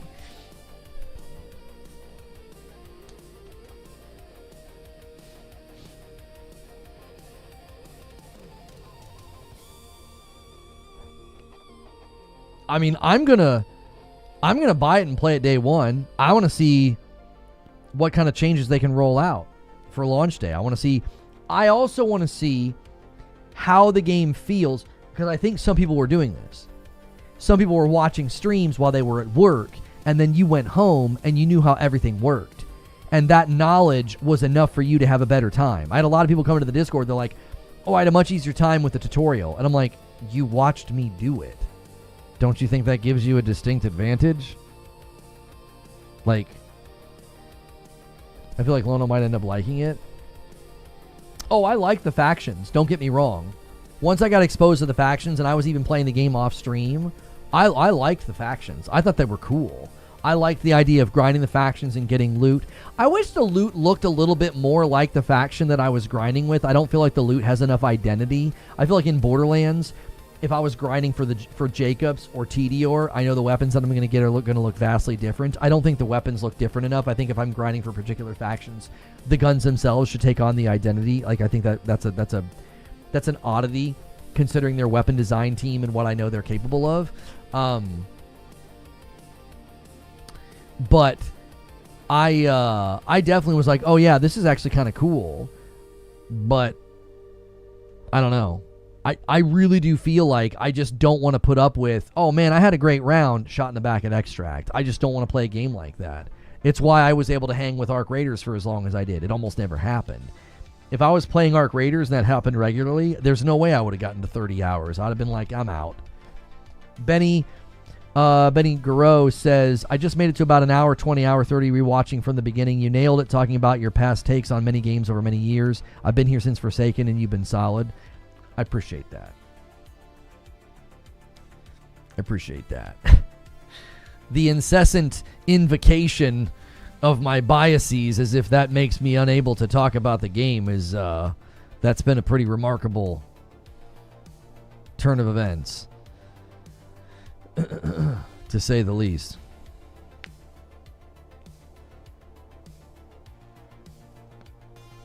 Did you see each faction has a breakdown on how to level them up? That was dope. Yeah, I like how the factions have their own bounties, they have their own loot, they have their own store, they have their own skill tree. I think all that's very, very cool. I just wish the gear looked more like the faction. Like the faction with the chick and the lion, it was just so stinking dope. Just oozes cool. I wish the weapons kind of brought that vibe when I earned from them.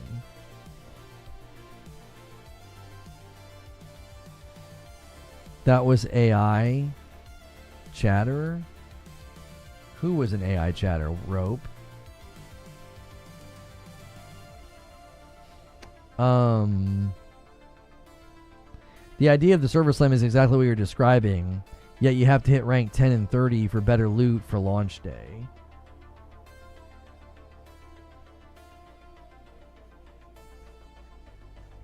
Any believers? There's a lot of people here that don't believe me. They think the game is great and going to do really well, and I just think that, I don't know. I think it's got an uphill climb. I think they have a mountain of feedback to comb through and try to implement. I don't think they're particularly fast at implementing feedback. I think they've made a game that's very, very difficult to both get into and to go the distance with. I think it's a very hard game to enjoy.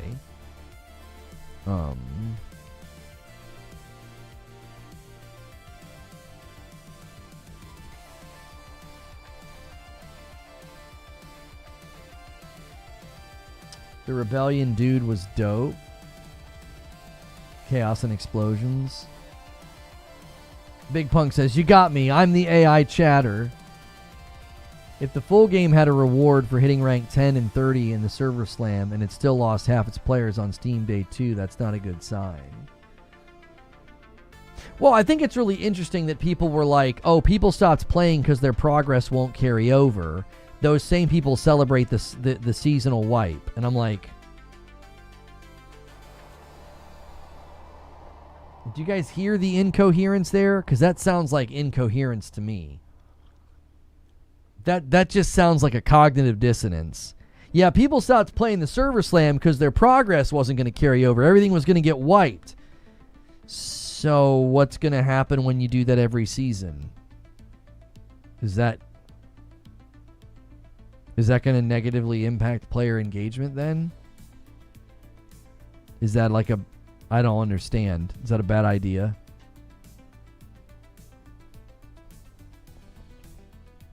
I don't know, man. I don't know. A VIP from Tenor Dude bumps the line by 1. Thank you so much. People stop playing because you need at least 5 to 10 hours to make it click. You're comparing 3 days versus 3 months. No. I want you to think about what I'm saying, though. Imagine you're a week away from the seasonal wipe. Okay? Based on what everybody said about the server slam, do you not think people will have the exact same result? Like, they won't be like, well, everything's getting wiped in a week. I'm just going to stop. Like, does that mean that, like, if I don't think people were correct, by the way, when they said what they said. I don't think the numbers dropped to the speed with which they dropped. I don't think it was because everyone was like, well, they're going to wipe our progress and I don't want to lose anything. Stone Spire gifts a member. I know what he's doing. He's going to bump this to 15. He is going to bump this to 15. He wants a 10 bomb to get this to 225. That means that I would owe YouTube 2. I only owe you guys 1 right now.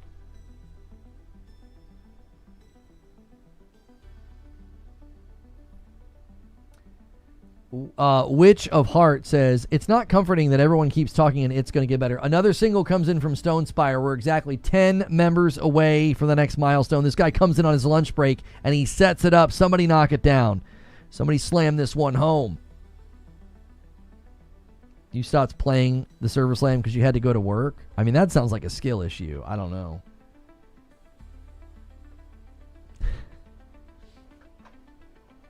Week before wipe will be heavily ranked and end of season rewards grind.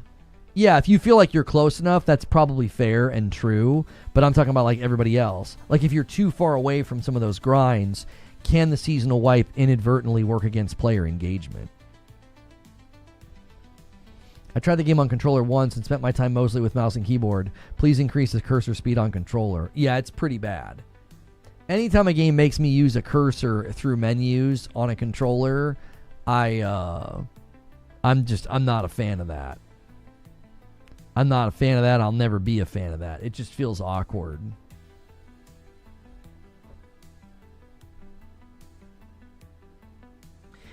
A lot of those talking points is the Destiny CCs. They have too much skin in the game to not be on the marathon train, especially PvPers. They have no choice. Everyone said Ark was trash during the server slam. That's not true at all. The game gained traction due to social media. Social media is important in today's gaming culture. I don't agree with you in the least bit. I felt like in the wake of the Ark Raiders server slam, everybody was heaping praise. Like the whole vibe, Ark Raiders had momentum after the server slam. Every video they put out got more viewership. I literally played it and said it changed my mind. I do not remember everybody slamming Ark Raiders after it came out. Also, it feels like you're contradicting yourself. You're saying that it got slammed and everybody complained, but it also got popular because of social media. Who was complaining about it then, and where were they complaining about it? If you're saying social media is what helped it, but you're also saying that people were complaining about it, and I'm confused as to where that was happening. If it was becoming, if it was getting a good turn because of social media. I genuinely don't think that there was a moment where I felt like after the server slam of Ark Raiders, everyone was like, I don't know about this. There was clear momentum, hype, and excitement because of the Ark Raiders server slam. People could not wait for it to come out. Myth did a daily tweet.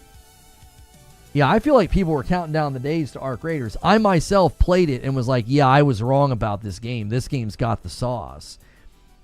And I don't feel even the remotest inkling of that about Marathon.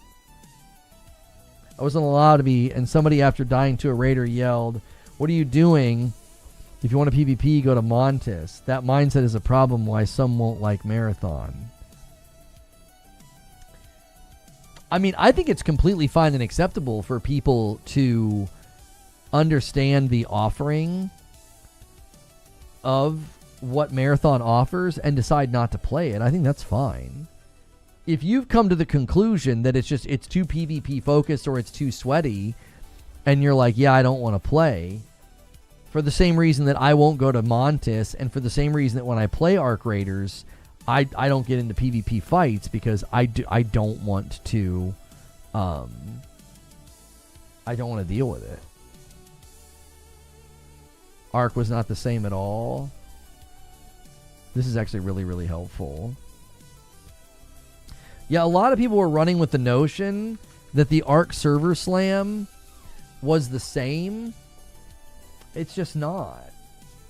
So this up here, these two big peaks are Friday and Saturday, the first 2 days of Ark Raiders.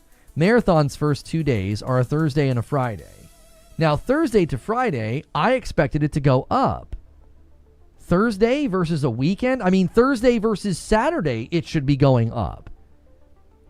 This right here, Ark's is a little bit different because it's Friday, Saturday, and then it wasn't available all the day Sunday, so it did drop a lot on Sunday, but that's because it was going down.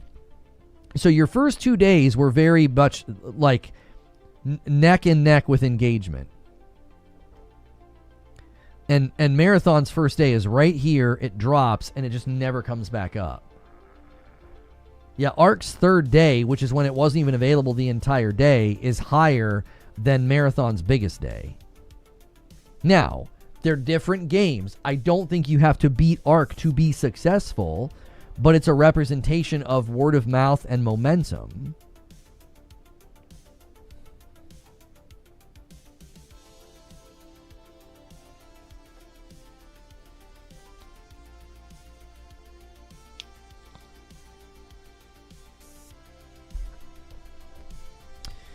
Correct me if I'm wrong, but you didn't get anything for participating in the server slam for Ark.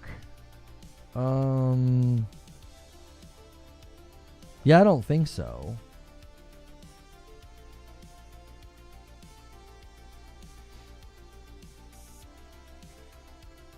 Ark Raiders also didn't have to deal with an initial hate train to fight against. The hate train is starting to slow down on social media, though. I've continued to say that I think that's such an overstated thing. There was a hate train against Yote and it did fine. Hate train against AC Shadows and it was fine. There were hate trains against so many games last year and they did commercially just fine. I don't think people, quote unquote, hate training can hurt a good game. It's not possible.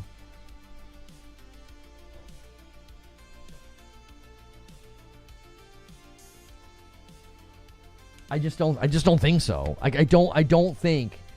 Here's the other thing you have to remember. I don't think player numbers in a free game is influenced by a hate train. We went through this stupid narrative with High Guard. If it's free and people play it and are having fun, they will tell their friends. Word of mouth, organic moments happen that way. You can't hate train a game into people being like, I'm not even going to try it, even if it's free. People weren't trying it because I told you they shot their shot last year and they missed. First impressions go a long way. Bungie swung at the ball and completely whiffed last year. I think that very, very much hurt them. I think the awareness of their game has been diminished and gotten lower over time. If you look at all their trailers, okay? I said the Server Slam trailer for Ark Raiders got a bunch of views because everybody wanted to know how to play, and then every video after that saw an increase in engagement. Why? Everybody was on the Ark Raiders train from that point on. I do not think that's going to happen with Marathon. They had their Server Slam, and any videos they put out, any promotional videos they put out between now and launch, I don't think you're going to see like this massive increase in engagement because I don't think they won the public over. They have their core audience. They do. They 100% have their core audience. Proof is in the pudding right here. It's a third most top-selling game on Steam globally. Now, it's not competing against much because all of a sudden, Rainbow Six Siege is on its heels, right? As soon as something else is available for purchase, it's not gonna hold on to this spot for very long. It's not competing with anything. I'm not taking away from its success. If you are a fan of Marathon, you can celebrate its standing on Steam. It found its core audience. People are buying the game. They are. But if we look at the number of players and the review scores, I'm telling you, I think the general public isn't paying any attention to the game at all. Check the follower count for this chart. It's low. Exactly. Siege is free. That chart that we just looked at is based off of revenue generation, not downloads. So Siege is somehow generating a ton of revenue right now.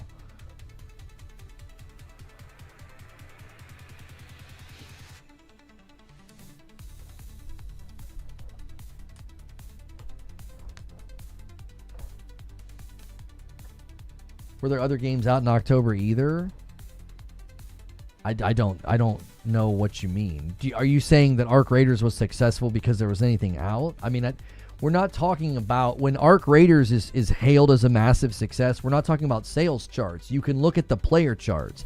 I remember we got 3 months out. I still had people insisting that it was still early. I'm like, we're 3 months out from Ark Raiders launch, and the player numbers were insane. I was like, it's a roaring success. I don't know what to tell you. Oh, the Splinter Cell guy in Siege. Wow, that's all it took. I'm just going to say, Rainbow Six Siege being that high on a revenue chart on Steam because of a Splinter Cell guy, that gives an indication of how easy it is to get to the top of the sales charts right now on Steam. Again, I'm just cautioning you guys that are fans, don't get ahead of yourselves on where it's ranked right now. Do not get ahead of yourselves. Marathon was super high on the Steam charts the minute pre-orders went live like a month ago, and then they didn't even crack over 150,000 concurrents when the game was free. I'm just telling you, I would advise some caution there. Don't get ahead of yourselves thinking that being up on the Steam charts right now is this massive indication of roaring success. If the game right behind it is doing it with a microtransaction in Siege. Like, that's all it takes to be in 4th place behind Marathon right now, is a microtransaction in a free game. I'm telling you, there's the competition's low right now. It's easy to get to the top of the charts right now because there's nothing major coming out. You just got to be careful. You're getting like real big on the game because it's up there, and I'm like, okay. All other signs point to a lack of momentum. We'll see. Keep those receipts. Which receipts are you wanting to be kept? You're such a hater. It's not just Snake, it's their biggest patch in years, reworking the ranked mode and changes of direction. So how much do you think that's generating in revenue, though? It's all microtransactions because it's a free-to-play game, right? So a game just did a really big patch. I'm not hating, by the way. I'm saying that's all it takes to climb the ranks right now.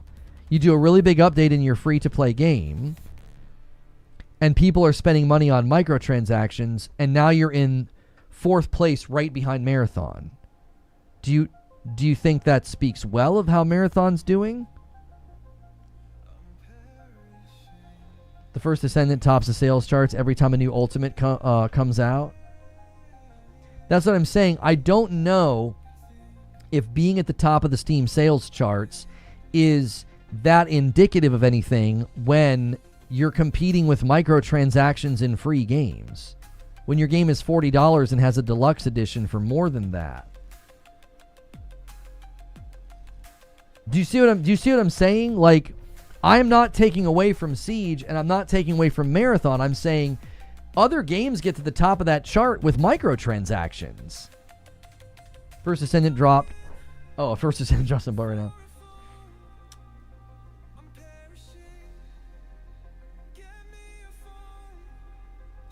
Marathon just launched a cinematic trailer.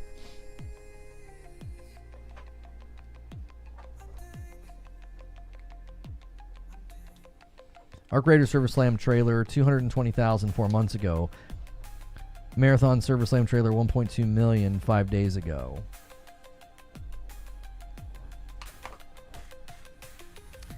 Plumley, are you sure you want to do this? We've done this before, bro. If you go to the Ark Raiders channel, you're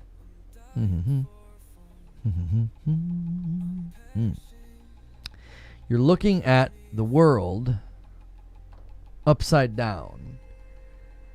So they did their tech test, 127,000, right? Tech test right here, 117,000. Gameplay reveal, close to 1 million. Okay? Now, I want you to watch something. Watch what happens. Tech test 2 goes from 100,000, 400,000. A thank you trailer is not going to do much, right? All of a sudden, reveal over 1 million, right? Pre-order, 600,000. You come up here, launch trailer, 2 million views. Do you see what I'm saying? After the tech test in Ark Raiders, there was a clear, measurable momentum of public interest. It was like, brrr, like you look at their trailers pre-tech test, and they're all doing fine. From that point on, release date trailer, launch trailer, just zhoof. The interest goes up. You're comparing server to server. No. That's not the point. The point is from this point on. Sure, you got 1 million views on the Marathon trailer for the server test. Now we need to look at the public interest. Where do their trailers go from here? They dropped a cinematic today. They'll do a launch date trailer, release date trailer, things like that. How do those trailers perform? Because Bungie's trailers went in the opposite direction. They were seeing diminished interest. So the server slam getting 1 million views is great. It means like, oh, hey, a bunch of people wanted info on how to play. It didn't seem to translate into very many players if you look at the Steam charts and if you look at the number of people who reviewed the game on PlayStation. So from this point forward, it's like, did they turn it around? Does public interest do what Ark Raiders does? Does it slope up? If it does, great. Great. You guys are going to have a core audience that like this game. You're going to have a lot of people playing. 1 million views on your launch trailer, I would say ain't good if you're Sony. It depends on the game, though. It depends on the game because they certainly have some titles that don't pull but still do very, very well. Like, I think Saros is actually doing better and better the more they've talked about it. If I go to the PlayStation YouTube channel and I search Saros,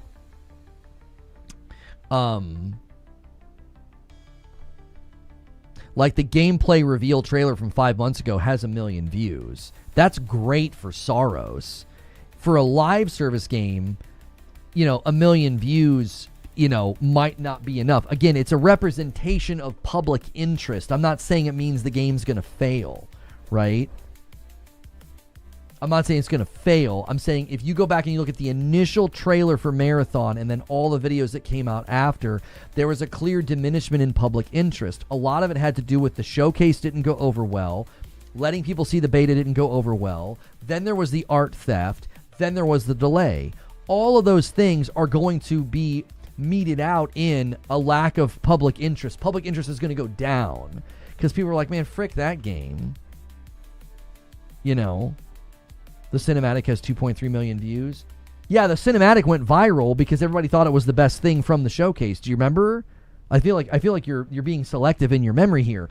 When the showcase happened last year, Everybody said the cinematic was amazing. Everything else looked bad. From that point forward, there was a clear diminishment of interest in Marathon because the public thought it looked bad. They let people publicly play it and stream it.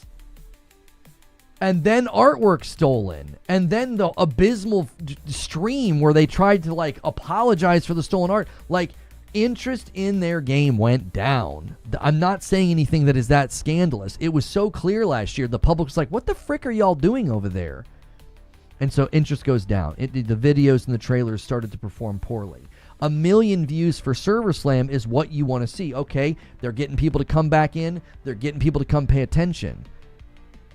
But then you look at the Steam charts, and then you look at the review scores on Xbox and PlayStation, and I'm here to tell you, it looks like the public moved on. It doesn't look like they have consumer inertia. It doesn't look like they have velocity. None of this means that the game will fail. None of this means that the game will fail, flop, or any of that. It's just that for a live service game, I think you want more of that movement, more of that momentum, more of that, like Justin Truman says, velocity.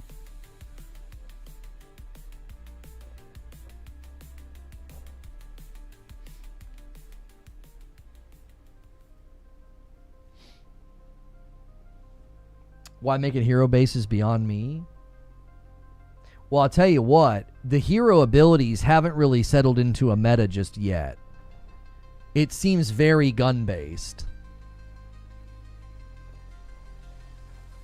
It's very gun-based. The time to kill with the guns is so fast. The abilities don't play a factor. I think it was some of you guys that were really, really big for the game, defending the game before it came out. You kept telling me, you were like, God, the hero abilities don't play a big role. And I was like, I don't know, man. Being able to see through walls and having that drone and blah, blah, blah. Now, late game fights, the hero abilities are going to probably play a bigger role because people are going to have shields and they're going to have slower time to kill, right? 100%. You're going to have slower time to kill. It's going to take longer for things to happen. And those abilities will start to come in. Right now, in the early stages of the game, in the early stages of the Server Slam, it was like all that mattered was your gun. It was like dead. I mean, people were dying really fast, especially when you don't have a shield. It's over. You are not gonna last.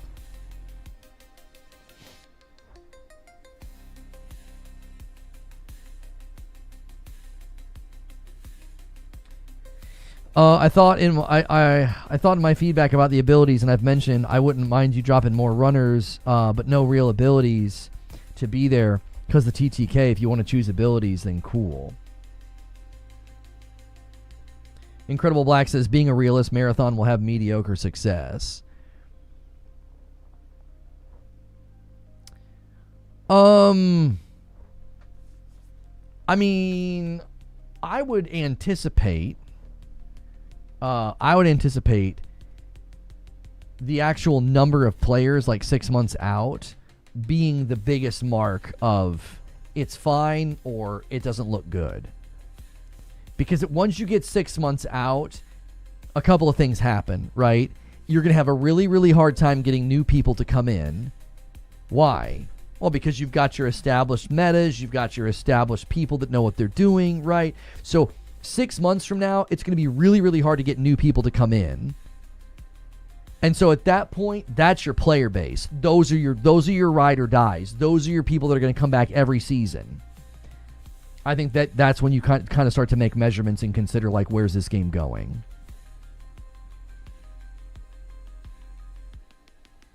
And I don't know how much Sony's going to have a say in where this game goes and what they want to see from it. I don't know how much Sony is in the room yet. I don't. We feel like Bungie's independence has been diminished over the last year, so I don't know if Sony's going to walk in the room and say, it's not doing well enough, kill it. Like, I just don't know. I don't know how Sony operates with regard to these types of games. What do I think launch day peak will be? Actually, I'm curious about this. You guys in chat that think this game's great, you think it's going to be a roaring success, you're not concerned, you think it's sold fine, pre-ordered fine, You thought the player numbers were fine. What do you say if the numbers are lower than they were on a free server slam? What do you say to that? Like 150,000 was the player peak, right, for the server slam on Steam. What do you say if it doesn't even come close to that? Do you think that's concerning? I'm curious. I want to hear from the fans. Because I would be concerned. I'd be like, hey, where are all those people? You were at the top of the pre-order charts on Steam. Where is everybody? If it exceeds the server slam, then I think you can take a victory lap. You can say, man, look at those numbers, especially if they maintain good numbers over that opening weekend. That's promising. Homies, if they can't surpass that server slam, I don't know. That really makes me curious about how it got to the top of the pre-order charts. It's like, was it really up there because there was literally nothing else to compete against? Is that why it was so high? It'll be lower than the server slam. I'll say the game will hit 100K day one. It'll be at 30K within a month, says Jakob. Biatch says peak will be 200,000. If it drops to 30, it's over, says Incredible Black. I'd be shocked if it cracks 100K, says Mediocre Milton. My number 60K, says Prosy. So it sounds to me like there's nobody here except for BH321. The rest of you don't think it's going to exceed the server slam. You don't think that's concerning? I don't monitor Steam numbers. It doesn't have to be the best game in the world. It just needs to make it. Well, part of making it is having some semblance of momentum and re-engagement, and part of that comes from a good player peak at the beginning. That's just a curious thing. That is a curious thing to me, that many of you are conceding that it won't exceed the server slam. I'm curious why, if you're big time on this game and you're a fan and you're looking forward to it, do you not think that that's concerning at all for the game's longevity? It's almost like this is really interesting.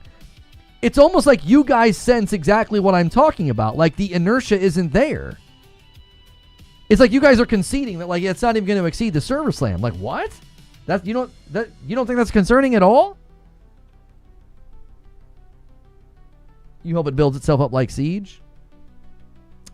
That is such a fair point that we haven't really gotten into enough. I actually think that's a very fair point.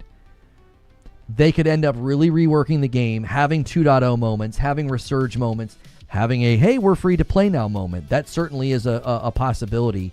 They've got marketing reach. They've got pedigree. I mean, there's always a chance that, like, they get a decent enough crew at the beginning, and then 6 months later, they're like, you know what? We got to do some turnaround quality of life. We got to make it free. We'll give all of our early adopters some kind of a package of thanks, you know, cosmetics and things that they only get because they're the ones that purchased it. We could let people know we're going to do that, so if people want to buy it in the meantime, they can. I mean, there's always those possibilities. I will never, ever leave that off the table. If there's a company that can have a turnaround moment, it's Bungie. They did with King's Fall. They did with Forsaken. If there's a team, if there's a studio that's familiar with how to rub those paddles together and say, it's this or we're cooked, kaboom, and then they bring everything back to life. I mean, if there's a company that knows how to do that, it's Bungie. I don't know. It's interesting that nobody here is really trying to say that there's going to be this massive surge of momentum day one. It seems like y'all are pretty much ready to be like, no, yeah, this isn't going to exceed Server Slam. That to me is interesting.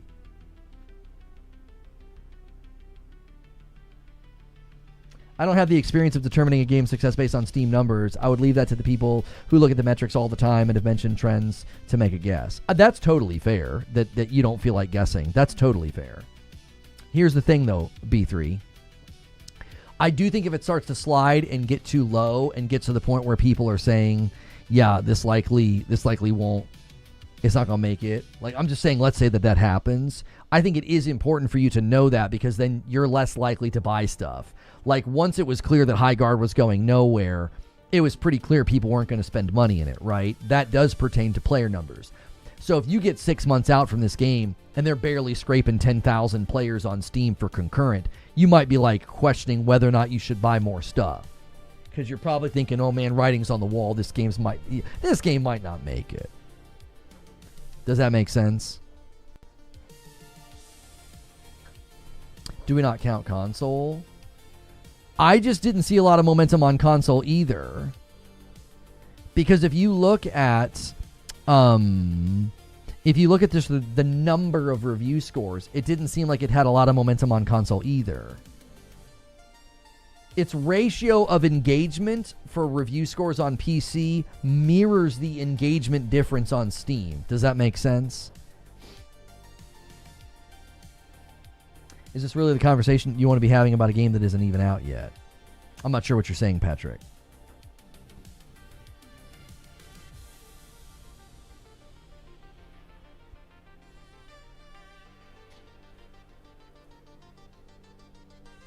It's crazy that things always have to get the darkest they can to get Bungie's best work. I guess this convo would probably have happened with Fortnite if the gaming landscape even looked like it does now. You know what's funny is we've had these conversations a lot, Patrick. In the wake of Fortnite, every time a Battle Royale came out, we had these conversations. I had these conversations about Lawbreakers. I had these conversations about Realm Royale. I had these conversations about Radical Heights. We've had these conversations many, many times. It's not good that these are the vibes going into it. Right. I kind of talked about that earlier, Q Patrick. I'm like, I don't know, man. It seems like there's an awful lot of people that are out here defending this game in a way that's like, you're not good enough, you don't know enough, you know? Like, it's, I don't know.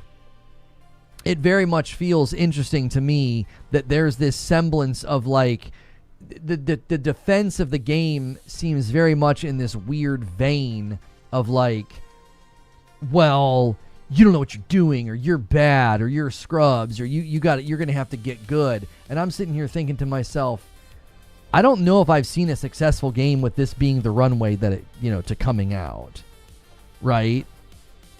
And people are like, well, people just love to hate things now. And it's like, did that happen with Ark Raiders? Did that happen with other big successful games? Like, did that happen with Helldivers? Was there like a bunch of, I don't know. Bandai is going to announce an RPG.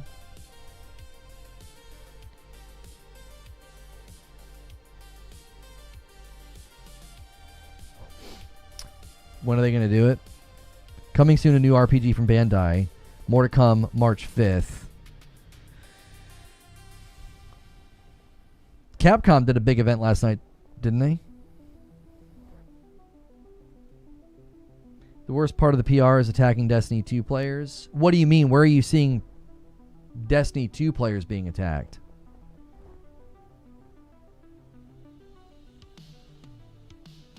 Lona, do you think if Sony published Ark Raiders, it would have had the same success? I mean, I don't know. I mean, the thing with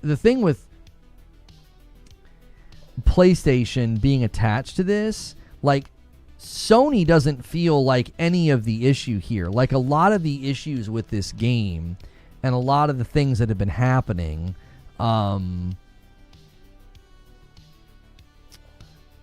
what is this? Classic PlayStation leak moment. This is the only blog that says the name of the new runner coming in Season 2, Sentinel. Oh, the new runner is going to be called Sentinel.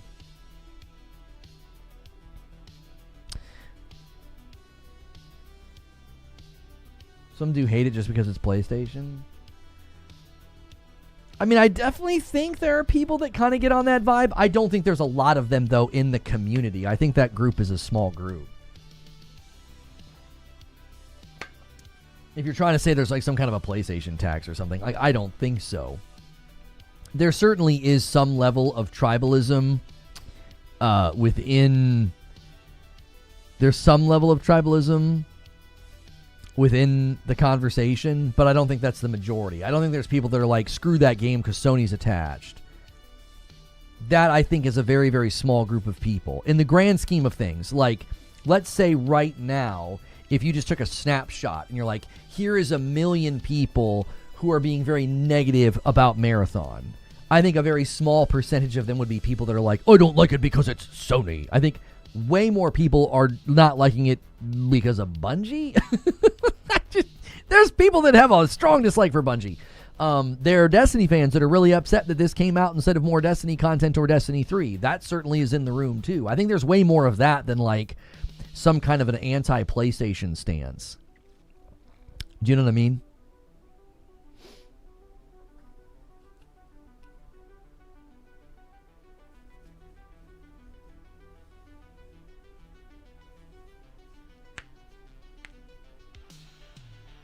Okay, well, it's a little bit later in the day than I typically go, but it's because I started late. I did a thing this morning with my kiddo's school, so the stream was a little bit late. I'll give you guys about 20 minutes here. If you guys want to extend, we can extend. But if not, I owe YouTube 2 members and I owe Twitch 1 member. We were kind of having a little competition between the two platforms. It's 31 to 28. So if you guys want to extend, let's get to the next milestone and we'll extend. That would be $2.50. Buttery with $5. Seems like games like this level of mixed discourse almost always end up being mid or failing, rarely a big hit. Thank you for the $5 super chat, Buttery Cheeks. I tend to agree with you.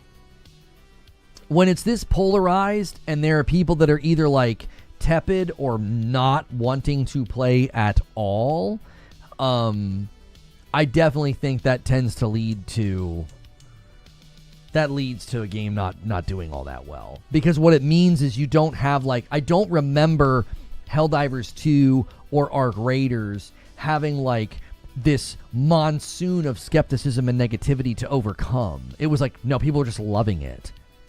It just kind of did its own, it just like went, it just kind of went off. Like I don't sense that. I keep using the word inertia because it's like it's the best word to use. There was just more of a natural momentum with those games. Like they were almost like picking up speed.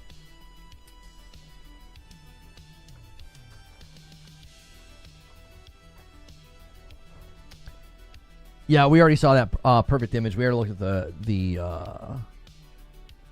at the content plan. Yeah, the seasonal roadmap. Yes. I'm curious how more shells get added to the storyline. Yeah, the cutscenes for the factions are like the coolest. I think those are like one of the coolest things in the game. Those are one of the coolest things in the game. Like, I really get the sensation of like, man, y'all had some really, really good content here, some story content, some PvE content that you guys were brewing up and cooking up. I don't know. Lego says, regarding the recent reports that Paramount will be purchasing Warner Brothers, Lego Batman Legacy of the Dark Knight will still release on May 29th. The upcoming DLC content will still release as well. Okay, that's good news. Yeah, that chick with that lion, man. It's just freaking cool. It's just cool. I don't know what there's not another word to say, man. The chick with the lion, that faction is cool. The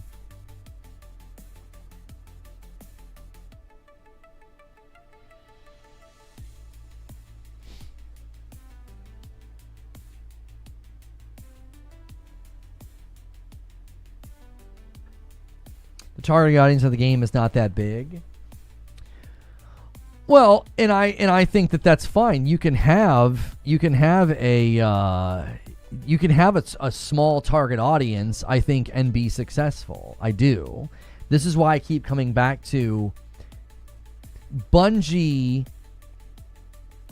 Bungie knows where their floor is. They know how low the game can get. They know how slow then how slow the revenue can be. Have you finished RE9? No. I got to a pretty cool point last night where everything kind of changes and Leon is about to go into like a more open place. I don't want to spoil anything, so I'm being very generic. So I've gotten to a bit of a turning point in the game where Leon's in like a really open space. I think I'm understanding why some people took issue with the pacing, because I did all this stuff to make sure Grace had like a ton of resources, And now I kind of feel like, are all those resources gone? Like, I don't really know. I'm not sure. Like the next time I play with her, like, am I going to have all those resources? I was really, really having a great time with her. I got her so strong. I had 5 shots with the really strong gun. And then I was like, when do I use them? Because sometimes you use them and you feel like, oh, I'm wasting them. This isn't a real fight, right? I'm just like stunning the thing. And then there's like an actual fight. You know what I mean? So like, I don't know. It's one of those things where it's like, it's just the pacing is a bit weird. Like I felt like when I played Resident Evil 7, I was scrounging, I was looting, I was getting that sense of strength, and that was kind of carrying me into a new area. And this was like, you've got all this stuff and all this work that you've done, and I don't know, we're leaving. So it's like, I don't know what's going to happen next. Am I still going to have all that stuff I got for Grace? I don't know. It feels very weird to be super invested. And also it's hard to know, like, do I go ham right now? No, I don't go ham. Okay. Do I go ham right now? So like, they made it clear that like, okay, it's time to fight this, this particular thing. It was pretty clear. Madam was watching. I was like, yeah, I think I know what I've got to do here. I kind of looked at the lay of the room and I was like, I think I understand the assignment. And I thought it was a great fight. Leading up to that, it was unclear. I kept second guessing myself. I was like, are we fighting, or is this like a scene? Like sometimes it's hard. It's hard to know. And then I felt especially a little bit frustrated. Like I was really conservative and saved my stuff. And I'm like, is all my stuff gone? Like I don't know. I'll find out. I'm thoroughly enjoying it. I just have a bit of a question mark right now. Like, is this why people complained about the pacing of switching between the two characters? Do they feel like some of that investment with a character kind of goes out the window? Like, as an example, when you're playing as Leon, I'm having trouble just going ham. Like, just shoot. Because I'm like, but I don't want to run out. And then it's over and I'm back to Grace. And I'm like, oh, I should have just gone crazy. That was basically just like an action sequence. Does that make sense? I think that juxtaposition and that gear shift can make it difficult to feel like empowered to make a decision, because you don't want to go crazy and then use everything and then be like, oh no, this next area is going to be more difficult because I used all my ammo. So I was being like conservative and smart and tactical with Leon. And then I was kind of like, I guess I didn't need to. Like, that was just like a little fight sequence. Does that make sense? I'm doing my best to not spoil anything. I guess I'll just say, when you're Leon, just go crazy. Have a ball. It doesn't seem to matter. When you're Grace, it's really, really good to be conservative and to be choosy. So, yeah. You're an RE newbie? I mean, maybe. I beat RE7 and 8 and had a really good time. It feels like the playstyles are just so different. It's like you've got to be super sneaky, super careful. Don't try to kill everything with Grace because you'll run out of ammo. But then when you're him, you're just like, kill everything. It's like, wait. Like, I don't want to. I really don't want to. When I'm him, I'm definitely killing everything, but I'm still trying to be tactical and smart. I'm not just shooting wildly. You know what I mean? Other than RE2, Leon games are action games with horror paint. Maybe it's my inexperience with games with him that's making me hesitant, because I get so attached to how Grace plays. I felt great with her. I feel more of a synergy with how she plays than how he plays, if that makes sense. It's why I was struggling with him early on. I was like, wait, what do they want me to do? Because she makes more sense to me. Like, as a fan of Resident Evil 7, Grace just makes more sense to me. I'm like, I know how to play. With him, I keep second guessing. I'm like the thing with the chainsaw. I was like, well, did they want me to pick it up or not? It was hurting me, so then I stopped. But then it was sitting still and I couldn't pick it up. It was like glitching. So I'm like, I don't know what you want me to do. And obviously people are like, oh, skill issue, you're so dumb. You were supposed to wait. And I was like, but there were multiple times where it wasn't moving and it literally wasn't letting me pick it up. It was getting a little bit glitchy. I've had a couple instances of that as well. There was one particular scene where you were supposed to interact with a computer monitor, but because the computer monitor was white, I walked past it like 3 times. I couldn't see the little white, I couldn't see the little white interaction dot. Does that make sense? I just kept walking past it. And Madam was sitting there looking. I was like, babe, I don't know what I'm supposed to do. I was like, do you see it? I don't see it. We walked. And I was like, oh, it's right here. The computer monitor. I'm supposed to interact with the monitor. The little white interact dot was like blending into the monitor because the monitor was white as well. That's the only instance where it's been like, what do you want me to do? And I don't want yellow paint in the game. I've really enjoyed how I feel like I've kind of discovered the solutions, like sneaking around. Which door do I open? Where should I go first? Like, there's a guy that I killed that they intended you to kill with Leon. I killed him with Grace. That felt pretty cool. Leon was like making remarks and saying things, and I was like, man, Grace cleared this place out. He's talking like the place is full of people, and it's not. Like, I got into a really good footing with her, and then I get with him, and I'm like, I'm just going to go guns blazing, I guess, because I don't feel like you... That's the other thing that's weird is you don't play with him for very long. But I think now that's going to change. I think I'm at a turning point in the game where I'm going to spend more time with him. Because up to now, I'd play with him, and I'd feel like a few minutes would go by, and they were like, nope, you're done. No more Leon. And I'd be like, I didn't do anything. And I'd be right back to Grace. So I think maybe that's another reason why some people were complaining. I didn't mind it. I liked going back to Grace because I developed kind of an attachment to her and my inventory. So it didn't bother me. But I think I'm starting to see why people complained about that. I think people probably felt like they just finally got into a groove with him and then it's over. You're basically right back to being Grace again. How many hours into the game? I think I'm going to have more hours than other people. I'm seeing people rolling credits with like 8 hours of playtime. I'm like, what? I'm like really enjoying it, really taking my time. I'm 9 hours in, it says, with 52% progress. So I think I'm at the halfway point of the game. I think this is where the game kind of turns on a hinge, and now I'm going to play more as Leon. I'm like 9 hours in. Now, I'm not failing. I'm just taking my time. I'm getting everything I can on the map. I'm like going back and like getting the blood and like crafting. When I was in the one area with Grace, this is before you even fight, I had 5 of the good shots. Then when it's time to fight, you get 5 more. Like, I was stacked with her. And I was just loving it. I was like, man, I'm opening anything I can. I'm going everywhere I can. I'm looping back.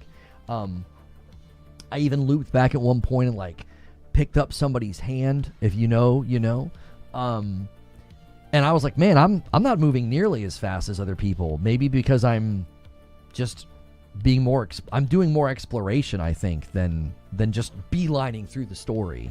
I like doing that. I liked doing that in RE7. I liked really trying to get every item that I could because it made me feel stronger in the game. I've seen people speedrun it in under 2 hours. It's kind of nutty. I don't know. I haven't finished the game either. I'm checking every corner. Yeah, I'm loving that aspect of it. I really, really am. It's interesting too, like the first couple times I've had to fight bosses as Leon, it's gone way better. And I had a huge crowd fight with Grace that went way better. Like, I feel like, okay, I've kind of got my footing. That first day, Leon just felt very awkward to me in that instance with the chainsaw. I was like, I'm just not getting how he moves and how he handles. I feel a lot better now. There was a fight in like a burning area with a boss, and it felt awesome. I was like, this is dope. I was like moving around. I was like using these canisters and stuff. I was like, I think I'm starting to understand the way he's supposed to play versus her, and hopefully I can enjoy his next section more because of that. Because I had somebody send me a DM and they didn't like his section, and I'm like, well, I just got to it. Grace needs 4 more item slots. I feel like I got her inventory pretty big. I found a lot of those little purse things. She'd look hilarious with all of them like dangling off of her. She'd have like 4 fanny packs on. I just like that Grace has no progression. She doesn't get better weapons. There's also no puzzles in the game, just keys. I don't agree, but I don't want to spoil anything. I've encountered multiple puzzles with her, and I've definitely leveled her up, and I definitely got a better one. one better weapon, but you craft things to make her better. There's a thing you can buy with coins, and there's a thing you can craft that makes her stronger with gun and with health. But again, I don't think that's a major spoiler. That's just like, that's pretty basic. Yeah, I just got out of the basement. Yeah, there's been tons of puzzles. What are you talking about? There were multiple puzzles that I had to solve by like looking at pictures and stuff. I'm confused as to what you mean. I don't know. I've really enjoyed it. I've had a good time with it. I only had one weird moment in the basement where I came around a corner and they had respawned a guy. Or not respawned a guy, but it was a new guy. Like, he wasn't there previously. He was just standing there. And so I bumped into him. So he grabbed me. And then big bad behind me was then too close and I died. And it was just like, oh, that sucked. Like, it was just super unlucky. I didn't like do anything wrong. I was just like moving, and I come around the corner and he's right there and he's like, "Brow," and I was like, oh gosh. And then he grabbed me, and by the time I got out from him, I used the knife on him. As soon as I got out from him, I immediately got grabbed by the big bad and I was dead. And I was like, huh? It literally felt scripted. I was like, oh, I thought that was supposed to happen, because sometimes the big bad will grab you and it's like scripted. That's what I thought was happening. I was like, oh, it's a scripted. And then I was like, dead. And I was like, oh, that wasn't scripted. I was like, I just got unlucky. Because the next time I did it, the guy wasn't there. He was like further down the hallway. So, haters gonna hate, I know. I'm a certified Marathon Bungie hater. All right, we're going to go ahead and go to the green room. We're about 5 minutes out. I don't think we're going to extend, and that's totally fine, because I need a break anyway. I've been sitting in the chair for almost 4 hours, so I need a bit of a break. So this is a great reason for you to be a member. We are trying to hit a member goal on the channel, and you can help us with that. You can hit that join button, and you can become a member right now. We are trying to get to 600 people with their own memberships. And currently we are at 510. So we've been kind of hovering around that low 500 count. So help us out with that. Consider supporting the channel with $5. And then when you do that, for the entire month, you get a badge in chat, emotes to use in chat, and you get into the Discord. So thank you again for having us well ahead on pace. Well, actually, we're on pace now. So we ended the day at over 200. That's perfect to unlock the Saturday night stream. This week it'll be a little bit different. It'll just be me without Madam. So we'll do maybe a community game night.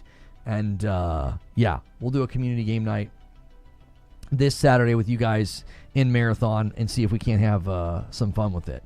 So, all right. Hit like on your way out. Thanks for 300 likes and a great day. It was a little bit slapped together of a day, a little bit haphazard because of I was coming from a school thing with my kiddos. So thanks so much for all you guys do. I'll see you in the Discord if you're going to come to the green room. If you haven't checked it out already, do me a favor and go check out that video on Bloodborne. It's on the channel right now. All right. Thanks so much.